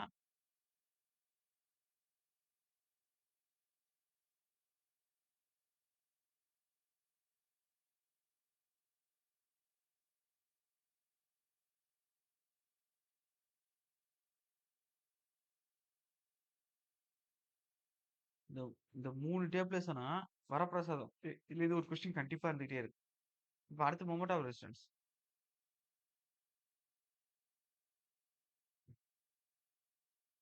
இல்ல எம்யூ லிமிட்டும் குடுத்துக்கலாம். இது எப்படின்னா, அதே மாரி எவ்வி 250 இதுக்கு எப்படி இருக்கும்னா, 0.148 எஃப்சிகே பிடி ஸ்கொயர். அதுக்கடுத்து எஃப்இ 400. இம்பார்ட்டன்ட்டா இருக்கிறதுனா ஒரே இடத்துல குடுக்குறேன். தனித்தனியா குடுக்காம. இதுக்கு எப்படி இருக்குன்னா, 0.148 குடுத்தாச்சா? அப்ப 138 எஃப்சிகே பிடி ஸ்கொயர். அதே எஃப்இ லாஸ்ட் 500 0.148, 138, 136. சாரி 133. 0.133 எஃப்சிகே பிடி ஸ்கொயர். அப்ப மேல குடுத்திருக்க இந்த 3 டேபிள்ஸ்னா வெரி வெரி இம்பார்ட்டன்ட். அது 2 விட ரொம்ப ரேரா தான் கேட்கறாங்க. எக்ஸ் லிமிட் குடுத்தது, இப்ப குடுத்திருக்க மோட்டார் ரெசிஸ்டன்ஸ்க்கு ரிப்பீட்டட் கொஸ்டினா உங்களுக்கு கேட்டுட்டே இருக்காது. சரி ஓகே. இதெல்லாம் இம்பார்ட்டன்ட். ஆனா இந்த மோட்டார் ரெசிஸ்டன்ஸ்லாம் குடுக்கறதுக்கு முன்னாடி சில விஷயம் குடுக்கணும்.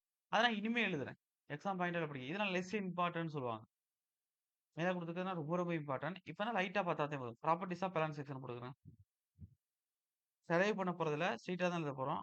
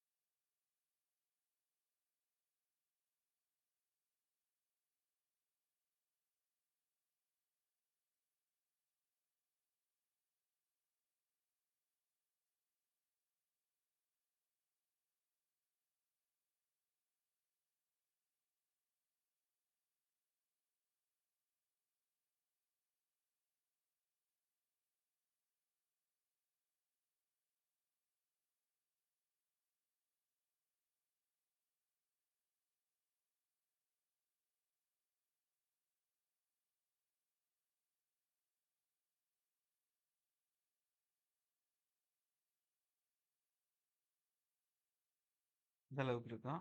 அப்ப இது எப்படி ஃபைனல் அவுட்புட்டா கொண்டு வரலாம்னா, ஆ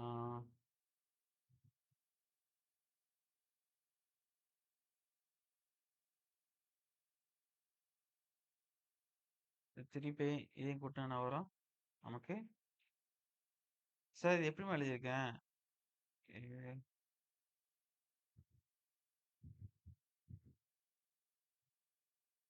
இந்த போர்ஷன் என்ன சொல்லியிருப்போம்?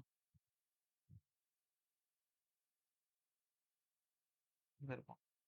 இப்ப எனக்கு நான் எப்படி எடுக்க போறேன்னா, எனக்கு இந்த டிஸ்டன்ஸ்‌க்கு இது ஈக்குவல். சிமிலர் ட்ரையாங்கிள் படி. அப்ப இந்த டிஸ்டன்ஸ்‌க்கு இவ்வளவு ஈக்குவலா இருக்கணும். ஆனா இந்த போர்ஷன் இல்ல. ஆனா இந்த போர்ஷன் எப்படி இருக்கு மேல? இங்க என்ன இருக்கோ அதே தானே இவ்வளவு இருக்கும். அதனால தான் இது பிளஸ் இது. அப்ப இது பிளஸ் இது ஃபுல்லா அப்படி வச்சிருக்கேன். இது ஃபைனல் அவுட்புட் இத தான் ஞாபகம் வச்சுக்கிறது. அப்ப 3π யோட 2 குடுத்துட்டோம்னா கூட்டுனோம்னா ஆ 0.0055 பிளஸ் 0.87 FY வகுத்தல் ES. இங்கே இன்டு Tன்னு போட்டுக்கிறேன். இத ஞாபகம் வச்சுக்கிருங்க. இப்ப என்ன விஷயம்னா, இந்த Dய விட்டுட்டு இது எல்லாத்துக்கும் ஒரு கோஎஃபிஷியன்ட் குடுங்க. இது எல்லாத்துக்கும். அது Kன்னு குடுங்க. Final output. அப்ப நியூட்ரல் ஆக்சிஸ் கோஎஃபிஷியன்ட் Kங்கிறது என்ன அப்டின்னா, எக்ஸ்ட்ரீம் லிமிட் ஈக்குவல் டூ இது எல்லா வேல்யூ. அப்ப K இன்டு D. அவ்வளவுதான் இது முடிஞ்சிருச்சு. 1 முடிஞ்சிருச்சு. அடுத்து என்ன குடுக்க போறேன் அப்டின்னா,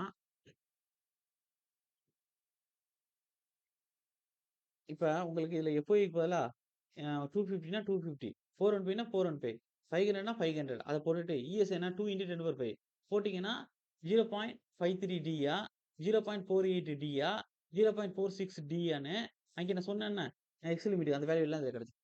அதுக்கு இத வச்சு தான் கொண்டு வந்திருப்பாங்க. எக்ஸாம்ல கேட்கிறத ஃபர்ஸ்ட் எழுதிட்டு, அதுக்கு அடுத்து ரொம்ப ரேரா கேட்கிறத பின்னாடி எழுதியிருக்கேன். அடுத்து 2வது.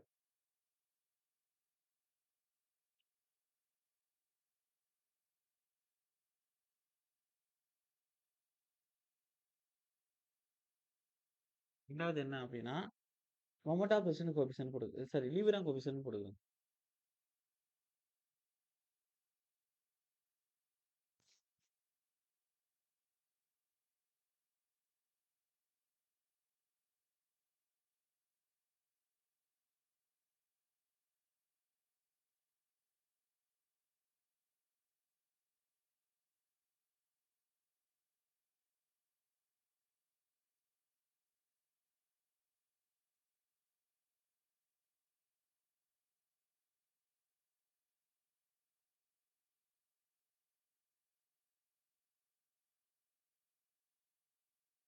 இந்த எக்ஸ் லிமிட்டுக்குள்ள என்ன பண்ணலாம்? இதுதான் மேல பார்த்தோம்.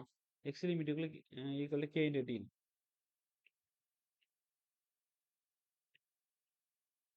இப்படி போடலாம். அப்ப இதுலயும் T இருக்கு, இதுலயும் T இருக்கு. அப்ப காமனா T வெளில எடுத்துட்டா 1 மைனஸ் 0.42 இன்டு Kன்னு இருக்கும். அப்ப இந்த டேர்முக்கு எல்லாம் Jன்னு குடுத்துருக்கு. அப்ப லியூரான் கோஎஃபிஷியன்ட் வந்து Jன்னு சொல்லுவோம். எப்படி அங்க வந்து நியூட்ரல் ஆக்சிஸ் கோஎஃபிஷியன்ட் Kன்னு சொல்லணும். அப்ப லியூரான் கோஎஃபிஷியன்ட் Jன்னு சாரி Zன்னு சொல்லுவோம்.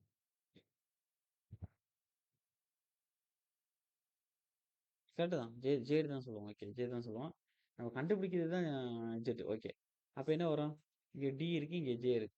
எப்படி புக்ல குடுத்துருப்பாங்கன்னா, ஜே இன்டு டின்னு குடுத்துருப்பாங்க. இதுதான் lever arm coefficient J.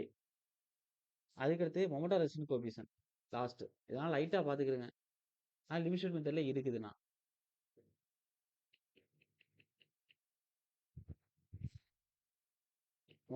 எம்ஆர்னா moment of resistance sir coefficient.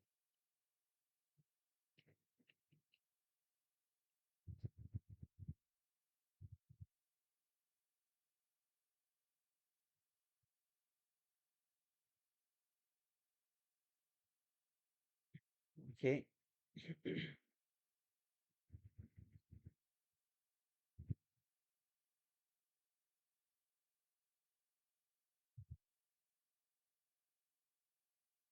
இது Qன்னு சொல்லுவாங்க.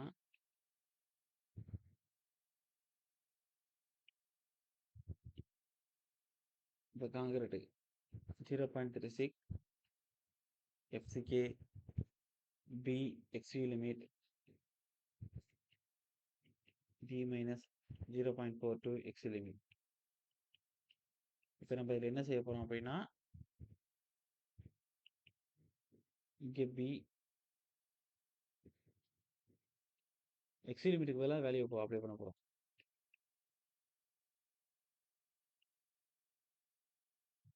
ஒவ்வொன்றுக்கும் ஒன்று இருக்குது. ஓகே, இல்லாட்டி எக்ஸ் லிமிட்டுக்கு பதிலாக அந்த கே இன்ட்டு டின்னு அப்ளை பண்ணிக்கணும். K into D.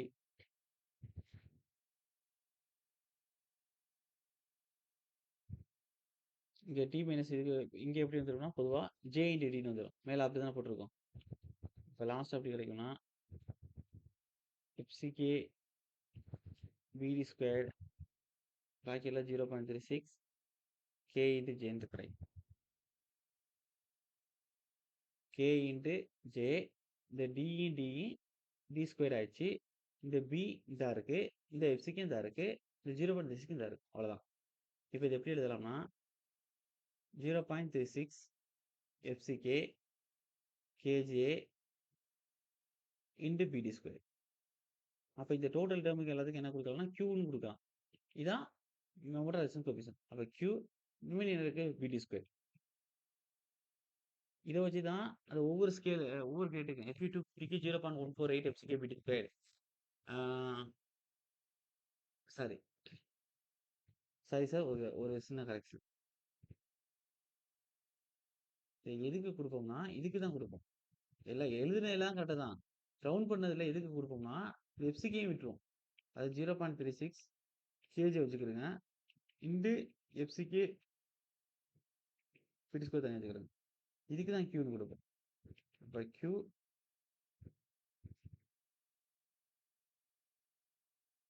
கரெக்டாக தான் எழுதியிருக்கோம். திருப்பி சொதப்பிட்டோம். சாரி, கரெக்டாக தான் எழுதியிருக்கோம்.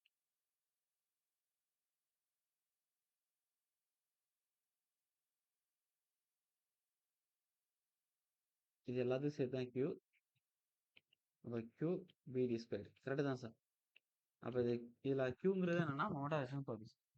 இப்போ நான் கொடுத்தது எல்லாமே ரொம்ப ரேராக தான் சார் கேட்பாங்க. ஆனால் மேலே கொடுத்த 3 வெரி வெரி வெரி இம்பார்ட்டன்ட். லாஸ்ட்டாக கொடுத்த அந்த ப்ராப்பர்ட்டிஸ் ஆஃப் பேலன்ஸ் எக்ஸில் நியூட்ரல் ஆக்சிஸ் கோஎஃபிஷியன்ட் கேவா இருக்கட்டும், லீவரான் கோஎஃபிஷியன்ட் ஜேவா இருக்கட்டும், மொமெண்டா ரெசிஸ்டன்ஸ் கோஎஃபிஷியன்ட் லாஸ்ட்டாக போய் நடத்தினா கியூவா இருக்கட்டும், இதெல்லாம் ரொம்ப ரேராக தான் கேட்பாங்க. ஜஸ்ட் உங்களுக்கு புரியணுங்கிறதுக்கானே கொடுத்துருக்கேன் சார். புரியுது எல்லாருக்கும்? ஓகேவா? ஓகே. இப்போ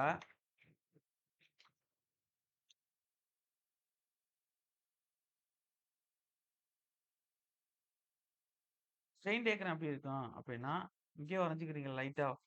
ஸ்ட்ரெயின் டயக்ராம் வந்து வரைஞ்சிக்கிறீங்க மேலே இதுக்கு தியரியில். ஒரு பேலன்ஸ் செக்ஷனுக்கு எப்படி இருக்கும்னா ஸ்ட்ரெயின் டயக்ராம் மேலே கொடுத்துட்டோம். பேலன்ஸ் செக்ஷனுக்கு கரெக்டாக இருக்கும்.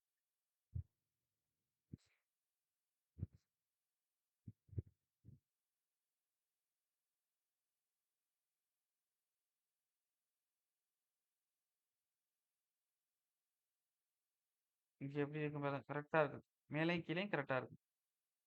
இது பேலன்ஸ் செக்ஷன். இந்த இதுக்கான படம்.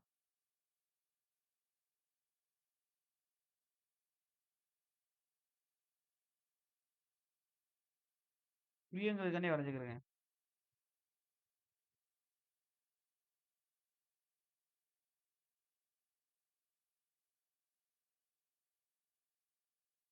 அப்போ ரெண்டும் ஈக்குவலாக இருக்கும். அப்படியே under import section போயிருக்குமா? Under இம்போர்ட்ஸ்மெண்ட்ல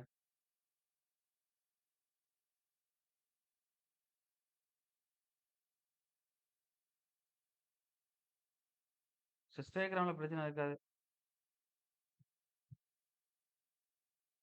strain diagram தான் மாறும்.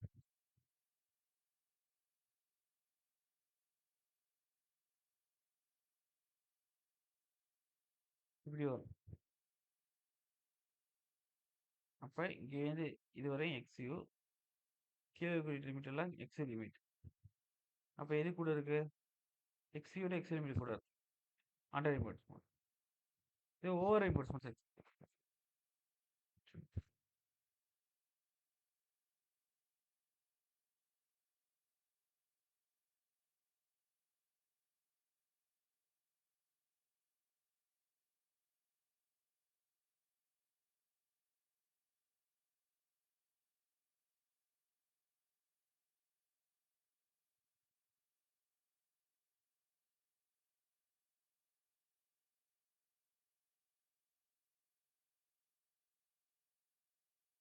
இருக்கணும்.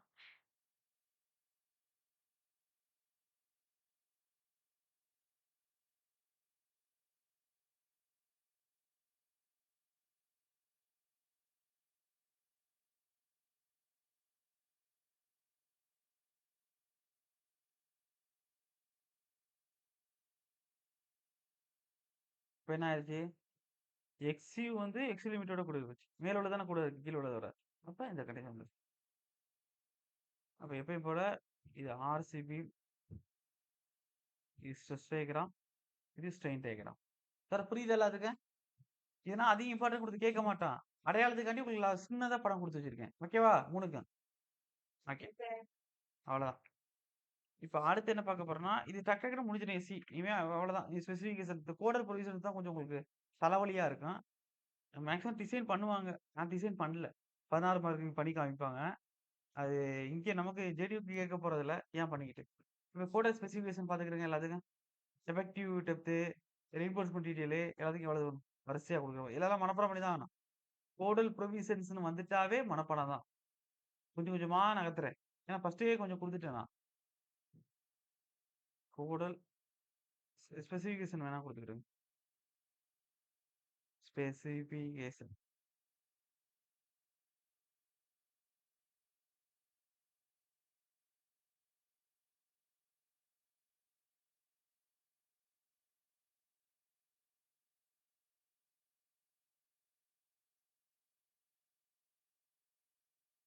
Effective span.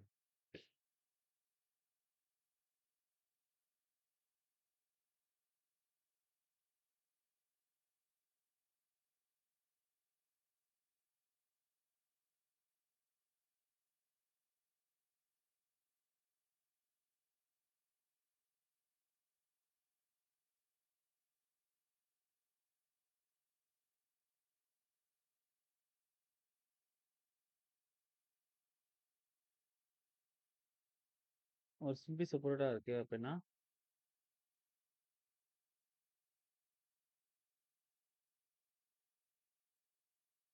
இது எஃபெக்டிவ் டெப்த்,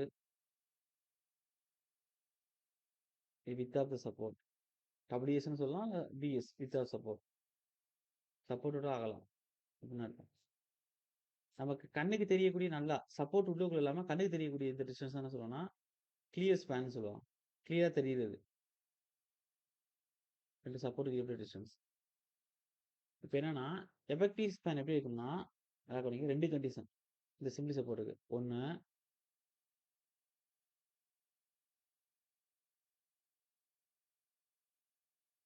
இந்த பிஎஸ்ல பாதி. இதுல பாதி. பிளஸ் நடுவுல உள்ள கிளியர் ஸ்பேன். இந்த பிஎஸ்ல பாதி.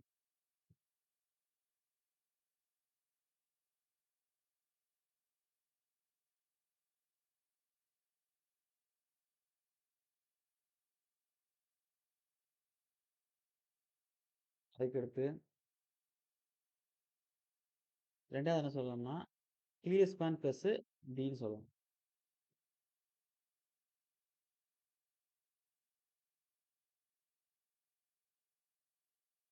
இப்ப இது 2லயும் எது லெஸ்ஸரா இருக்கோ அத எடுத்துக்கிறோம். அப்ப effective span is the lesser of two take less value. எழுதிக்கோங்க. லெஸ்ஸர் அமௌண்ட் எடுத்துக்கிறோம்.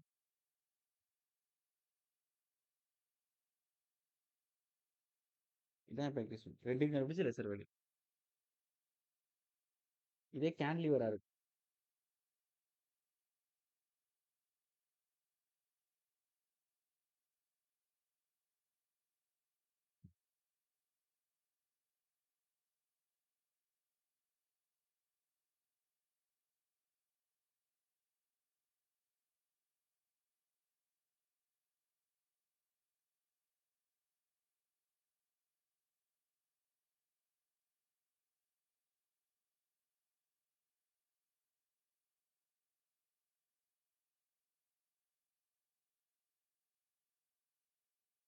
Clear ஓவர்ஹேங் span. ஓவர்ஹேங் இருக்கக்கூடிய ஸ்பேன். ஓகே. அப்ப இதுக்கு என்னன்னா, அதே மாரி PS வகுத்தல் 2 பிளஸ் D இது ஒண்ணா. 2வது வந்து TS ஸ்பேன் பிளஸ் இந்த Dல பாதி. இத போட்டிருக்கோம்ல D. இந்த Dல பாதி. அதே மாரி லெஸ்ஸர் ஆர்.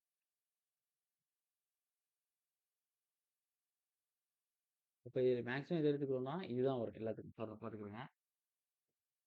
அதுக்கடுத்து ரெயின்போர்ஸ்மென்ட் டீடைல்ஸ். பீமுக்கு தான் சார் குடுக்க போறேன். Very, very, very important. Very, very important. பீமுக்கு ரெயின்போர்ஸ்மென்ட் டீடைல்ஸ் வந்து கோட்டல் ஸ்பெசிஃபிகேஷன் குடுக்க போறேன். மினிமம் டயாமீட்டர் எவ்வளவு போடணும், டென்சைல் ரெயின்போர்ஸ்மென்ட் எவ்வளவு போடணும், பெர்சன்டேஜ் ஆஃப் டென்சைல் ரெயின்போர்ஸ்மென்ட் எப்படி இருக்கும், மேக்ஸிமம் ரெயின்போர்ஸ்மென்ட் எவ்வளவு போடணும், எல்லாம் குடுக்க போறேன். Very, very, very, very important. கவனம். இப்ப ரெயின்போர்ட் 2ன்னு போட்டுக்கிறேங்க. 1 முடிச்சாச்சு. எஃபெக்டிவ் ஸ்பேன பத்தி. இது சிம்ப்ளி செப்பரேட் பீம். பார்த்தாவே தெரியும் உங்களுக்கு. இதெல்லாம் எழுதிரும்.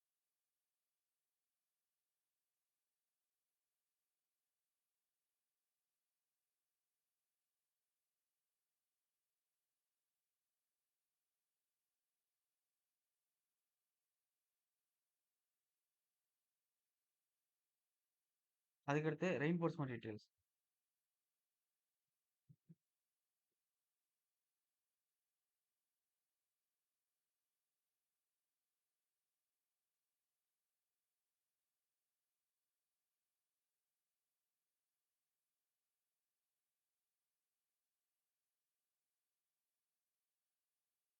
பீம்னு வச்சுக்கிடுங்க. 1 மினிமம் டயாமீட்டரா மெயின் பார்ன்னு போடுங்க.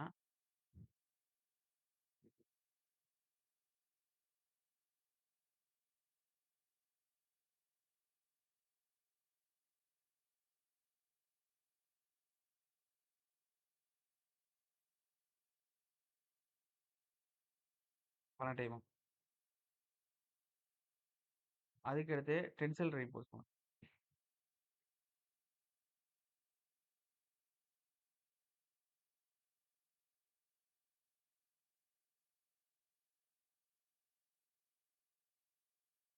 எக்ஸாம்ல கேட்டிருக்காங்க. Minimum diameter of main bar எவ்வளவு போடணும்? பீமுக்குன்னா 12 mm போடணும். மினிமம் 12 போட்டுருக்கணும். பிடி எவ்வளவுன்னா AST வகுத்தல் B into D into 100%.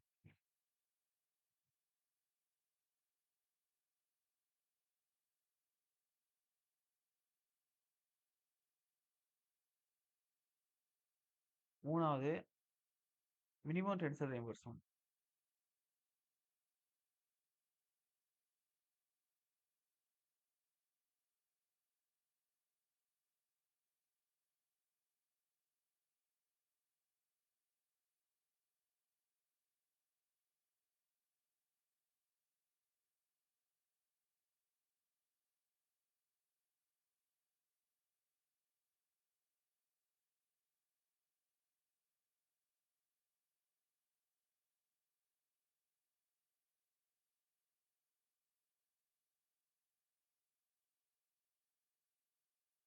Formula இதான் பார்த்துக்கிறேங்க. இதுல வேல்யூஸ் மனப்பாடம் பண்ணணும் ஒவ்வொரு கிரேடுக்கும் அப்படின்னா மனப்பாடம் பண்ணிக்கிறேங்க. அதாவது நான் டெரைவ் பண்ணி கொடுத்தது சொல்றேன் அப்படியே. பிடி மினிமம் வந்து ஒரு FE 250க்கு எவ்வளவு பர்சன்டேஜ் இருக்கும்னா 0.34%. ஒரு FE 415க்கு எவ்வளவு இருக்கும் அப்படின்னா 0.20%. ஃபார்முலா இது கேட்க வாய்ப்பு இருக்கு. இப்ப கீழே எழுதுறதுன்னா ரொம்ப ரேர் தான். ஒரு சிலர் ஏஇல கேட்கறாங்க. ஜெரியூக்கு ரேர் தான். FE 500 0.17%. அதுக்கடுத்து இப்ப குடுக்க போறது அதிகமா ரிப்பீட்டடா கேட்டிருக்காங்க. எப்படி வந்து ஒரு ஸ்டீல் மினிமம் வந்து டயாமீட்டர் பார் வந்து 12 போடுறோமோ, ஒரு ஸ்டீல் வந்து அதுக்கு சொன்னேன் எவ்வளவு பெர்சென்டேஜ் மினிமம் போடணுங்கிறதுக்கு இந்த ஃபார்முலா. இது வந்து பெர்சென்டேஜ் ஆஃப் ரெயின்போர்ஸ்மென்ட் மினிமம். அந்த பிடி குடுத்திருக்கேனே, பிங்கிறது பெர்சென்டேஜ். டிங்கிறது டென்சைல். வெளில மினிமம். அப்ப மினிமம் பெர்சென்டேஜ் ஆஃப் டென்சைல் ரெயின்போர்ஸ்மென்ட் தான் இந்த ஃபார்முலா. அப்ப மேக்ஸிமம் எவ்வளவு சார் போடணும் அப்படின்னா, வெரி வெரி இம்பார்ட்டன்ட். அதாவது PT max. Percentage of tensile reinforcement at maximum எவ்வளவு இருக்கணும் அப்படின்னா 4% of gross area. A gross. அதாவது 4% எப்படி எழுதலாம்? இப்படியும் இருக்கும். இல்லாட்டி இப்படியும் எழுதலாம். அது 4% ஆஃப் கிராஸ் ஏரியா. அப்ப இந்த 4% எப்படி இருக்குன்னா 0. 04 cos B into capital D. அவ்வளோதான். சார் புரியுதா? இதுதான் அதிகம் கேட்கலாம் அப்படின்னு எதிர்பார்க்கக்கூடிய விஷயங்கள். அதிக டைம் கேட்டிருக்காங்க. பார்த்துக்கிறேன். அதுக்கடுத்து கவர் ரெக்யர்மென்ட். என்ன சார் கவர் அப்படின்னா, ஒரு ஒரு ஹியூமனுக்கு எப்படி சட்டை இருக்கோ, தோல் இருக்கோ, அது மாரி கவர். அப்ப இப்ப உள்ளுக்குள்ள உள்ள உறுப்புகள்னா நம்மளோட மேல உள்ள ஸ்கின் தான் பாதுகாக்குது. அது மாரி ஒரு காலமா இருக்கட்டும், பீமா இருக்கட்டும், அட்மாஸ்பியரோட வெதர் கண்டிஷன் மாறும் பொழுது, கம்பி வெளில தெரிஞ்சுக்கிட்டே இருந்துச்சுன்னா, வெயில்ல பட்டோ, மழையில பட்டோ ஈஸியா கரப்டட் ஆயிரும். டேமேஜ் ஆயிரும். அப்ப அத மறைக்கிறதுக்காண்டி, அந்த கம்பி வச்ச பகுதியிலேருந்து குறிப்பிட்ட டெப்த்துக்கு கான்கிரீட்ட வெளில வந்து எக்ஸ்டெண்ட் பண்ணி கவர் பண்ணியிருப்பாங்க. அதான் கவர்ன்னு சொல்லுவாங்க. கம்பி வெளில கண்ணுக்கு தெரியாத அளவுக்கு. அப்ப கவருங்கிறது என்னன்னா, அதோட வாழ்நாள கூட்டுறதுக்காண்டி. வாழ்நாள்னு டியூரபிலிட்டின்னு சொல்லுவாங்களா? Weathering condition. வெயில், மழை, வெப்பம்னா தாங்கி வாழ்நாள கூட்டுறதுக்காண்டி ஏன்னா ஸ்டீல் தான் நமக்கு நான் லோட் எடுக்க முடியும் பாரு. அது கரப்டட் ஆயிறக்கூடாதுல்ல. இப்ப கான்கிரீட் உள்ள வரைக்குமே தண்ணி போற மாரி இருந்துச்சுன்னா பிரச்சனை ஆயிரும். அதனால தான் என்ன செய்றோம்னா, வெளில வந்து குறிப்பிட்ட அளவுக்கு கான்கிரீட்ட வந்து எக்ஸ்டெண்ட் பண்ணி ஸ்லாபோ, பீமோ, காலமோ, புட்டிங்ஸோ குடுத்துருப்போம். அப்ப கவர் ரிக்வயர்மென்ட் போட்டுக்கிறேன். அடுத்து. ஆகா! நோட்ஸ்ல ஒரு சின்ன இது. அதாவது இது ஒரு பக்கம் விட்டு விட்டுட்டு வந்துட்டு இருக்கோ? ஓகே.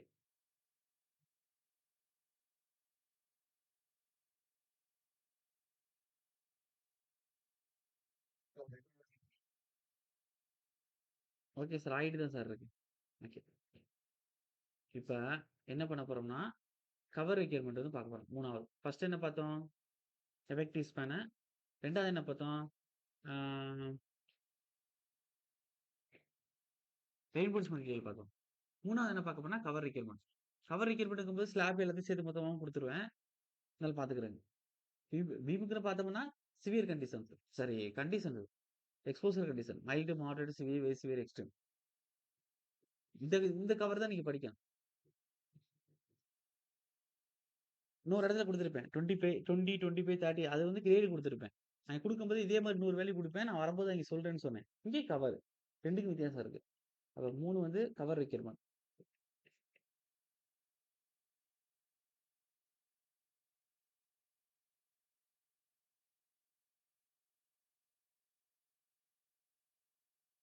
அந்த cover is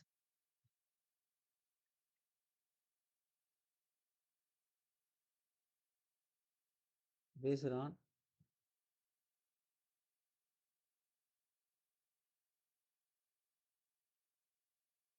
durability requirements.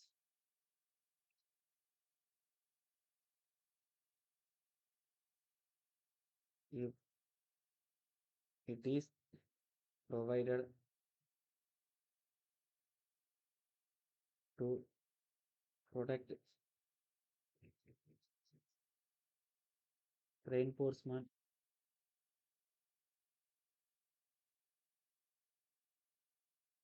against corrosion. அப்ப கவர்ங்கிறது எப்படி இருக்குன்னா, டியூரபிலிட்டி ரிக்வயர்மென்ட்ன்னு சொல்றாங்க. வாழ்நாள அதிகப்படுத்தக்கூடியது. அப்ப இது எப்படி இருக்குன்னா, ஒரு ரெயின்போர்ஸ்மென்ட்க்கு அரிமானம் ஏற்படாம கவரா இருக்கும். இப்ப உடம்புல இருக்கக்கூடிய பார்ட்ஸ்னா, வெளில தெரியிற மாரி இருந்துச்சுன்னா, தூசி பட்டு, இந்த அட்மாஸ்பியரிக் கண்டிஷன் பட்டு இது டேமேஜ் ஆயிரும். நம்ம தோல் மேல பட்டு போகும்போது பிரச்சனை இருக்காது. ஒரு மழையில நனையிறீங்க. டைரக்ட்டா உங்களுடைய ஹார்ட் மேல படும்போது எப்படி இருக்கும்?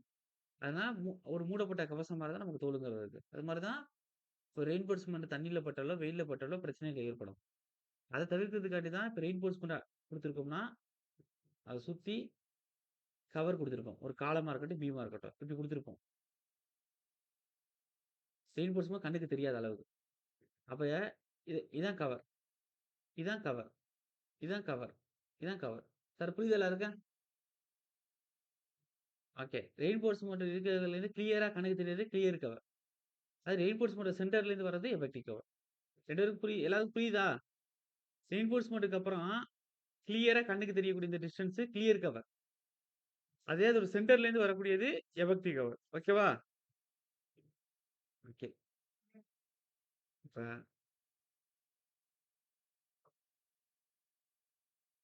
சொல்லிக்கிறேங்க.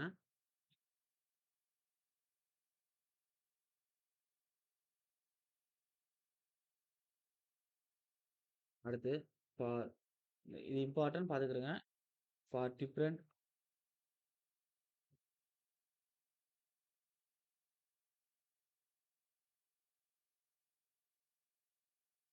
இப்ப நீங்க ஈவினிங்கே பீம் வந்து முடிச்சிடலாம்னு நினைக்கிறேன். ஓகே அவ்வளோதான். இது இந்த அளவுக்கு வந்துட்டா நெருங்கிட்டேன்னு தான் அர்த்தம். அ பீம் தான் கொஞ்சம் பெருசு. டி பீம்லாம் இருக்குல்ல. ஓகே அதுதான் கொஞ்சம் பெருசு. அதுலயும் டி பீம்லயும் நீங்க இதெல்லாம் பார்க்க வேண்டியதில்ல. ஸ்ட்ரெயிட்டா ஃபார்முலா என்ன? மேக்ஸிமம் என்ன கேட்பான்னா 2டே 2 ஐசோலேட்டடுக்கு நார்மல் டி பீம்க்கு தான் கேட்பான். ஓகே நான் சொல்றேன். For different exposure condition.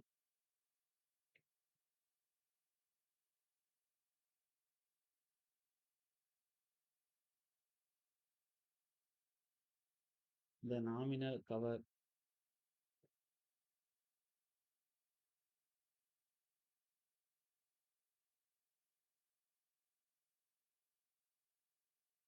to this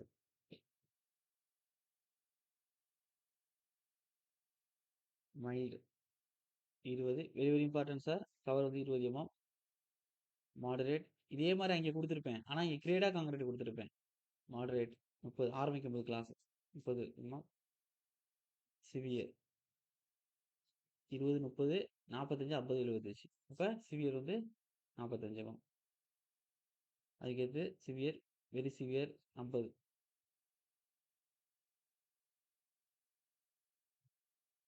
20, 30, 45, 50, 75. அப்ப எக்ஸ்ட்ரீம் 75.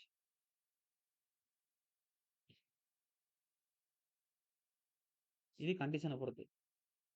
இதுலயும் கேட்டிருக்காங்க. செக்ஷன பொறுத்து. ஸ்லாப்க்கு எவ்வளவு?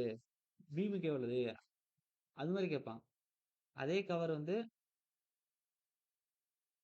கவர் பார்ட்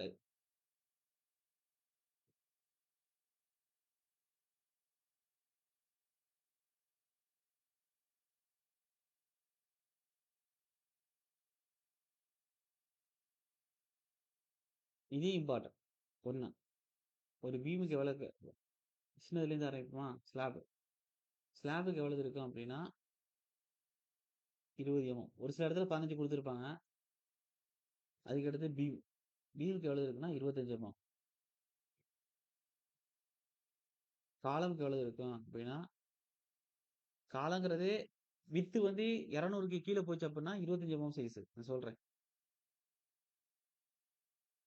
காலம்க்கு பொதுவா கேட்டாங்கன்னா, உங்களுக்கு பொதுவா இது குடுக்குறாங்க 40 எம்எம்.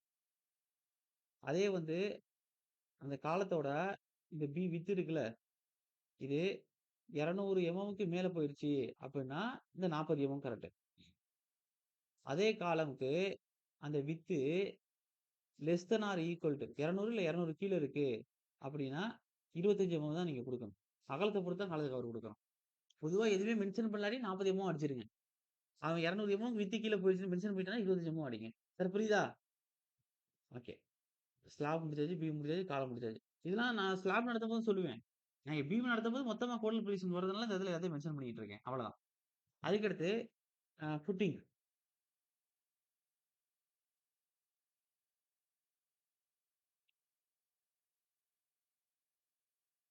ஃபுட்டிங்ஸ் or foundation. ஃபுட்டிங் போடுங்க 50 எம். அவ்வளவுதான். இப்ப இதெல்லாம் ரொம்ப கவனமா இருக்கணும்.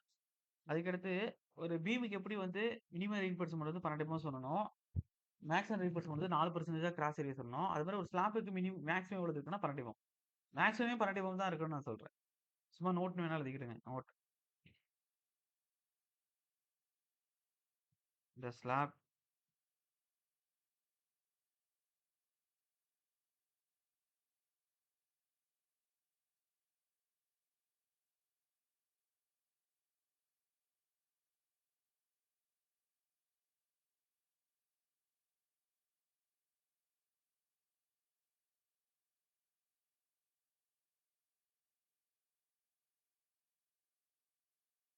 பொதுவா 12 எம்எம் கோடுல குடுத்துருப்பாங்க. ஆனா அது 12 இல்ல அதுக்கு கீழ தான் இருக்கணும். அதுக்கு மேலலாம் போயிறக்கூடாது. ஞாபகம் வச்சுக்கிடுங்க.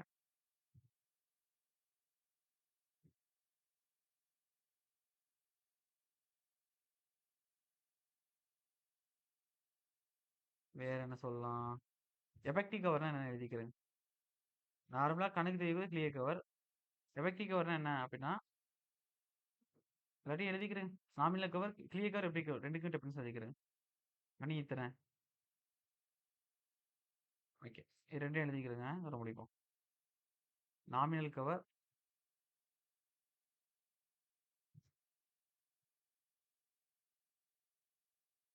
R clear cover. 2ம் ஒண்ணு தான். ஒரு சில இதில நாமினல் கவர்ன்னு குடுத்திருப்பான். எஃபெக்டிவ் கவர்க்கான டிஃபரன்ஸ அழிச்சிடக்கூடாது. ஏன்னா தியரி கொஸ்டின். அப்ப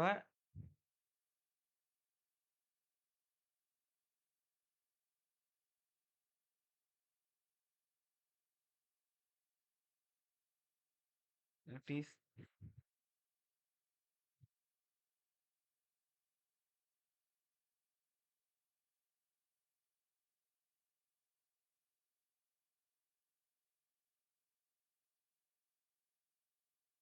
design thickness of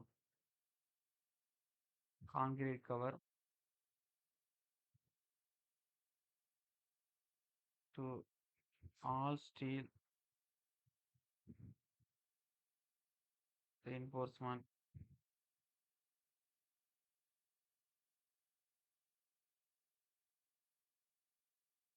including shear steps or column ties. அது என்ன சார் சியர் ஸ்டெப்ஸ்னா, ஒரு பீம் போடுறீங்க அப்படின்னா, பீம்ல அங்க இங்க இப்படி குறுக்க குறுக்க இப்படி போட்டிருப்போம். வளையம் மாரி. இது ஸ்டெப்ஸ்ன்னு சொல்லுவோம். இதே ஒரு காலம் போடுறீங்க அப்படின்னா, காலத்துக்கு இது மாரி சுத்தி சுத்தி கட்டியிருப்போம் வளையம் மாரி. அது டைஸ்ன்னு சொல்லுவோம். சார் புரியுதா? ஓகே. அப்ப சியர் ஸ்டெப்ஸ்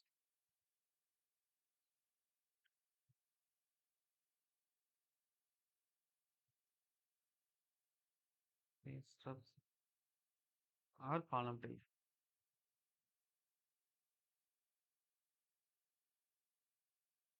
பொதுவா பிராக்டிகல் டெஃபினேஷன சொல்லணும்னா,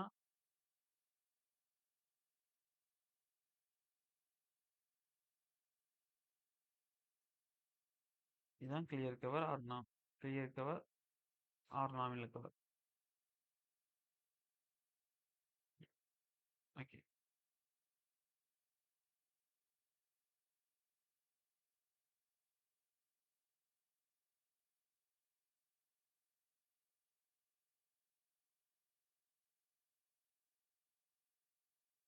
எஃபெக்டிவ் கவர்ங்கிறது என்ன அப்படின்னா, இட் இஸ் த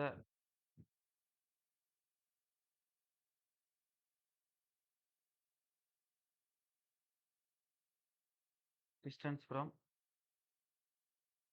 மெயின் பாரோட சென்ட்ராய்டு ரீஇன்போர்ஸ்மென்ட் சென்ட்ராய்டுலேருந்து கான்கிரீட்டோட outer word.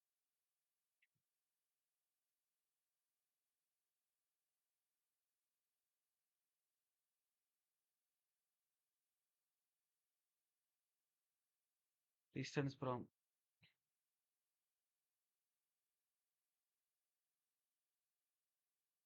centroid of main steel to the extreme fiber of the congruent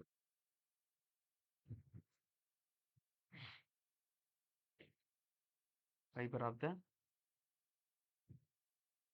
concrete member.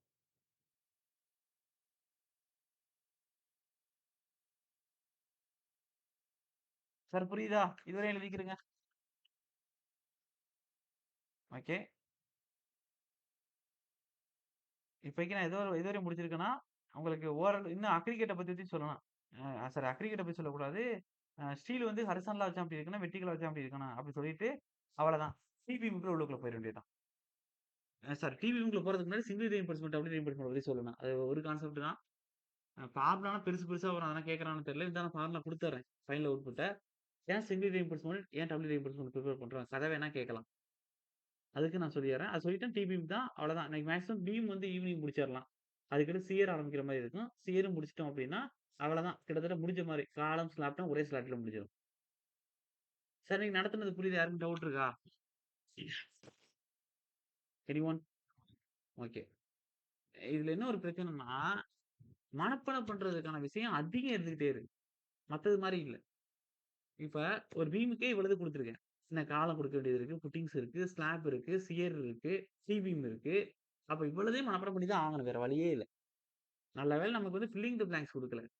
ஓரளவு மனப்பாடம் பண்ணிட்டீங்கன்னா, நீங்க மனப்பாடம் பண்றதுக்கு தகுந்த மாரி ஆப்ஷன பார்த்தோனே நீங்க கண்டுபிடிச்சுருவீங்க. அப்ப ஓரளவுக்கு நீங்க ஐடியா வச்சுக்கணும். கண்ணால பார்த்து கண்டுபிடிக்கிற மாரி ஞாபகம் வச்சீங்கன்னா, கண்டிப்பா அது ஹெல்ப்ஃபுல்லா இருக்காது உங்களுக்கு. டெஸ்ட் எழுதி போட்டு பார்க்கும்போது தான் அது பிரச்சனை வரும்.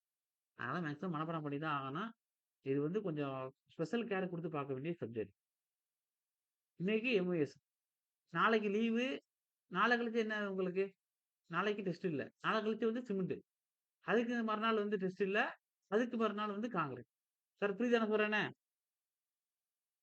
ஓகே. அதுக்குள்ள உங்களுக்கு எஸ்இயும் முடிஞ்சிடும். அதுக்கடுத்து எஸ்இ டெஸ்ட் வர்ற மாரி. இந்த வீக்கெண்ட் வந்து நீங்க எஸ்இ டெஸ்ட் எழுதுற மாரி இருக்கும். பார்த்துக்கிறங்க. ஓகே. அட்டெண்டன்ஸ் குடுங்க.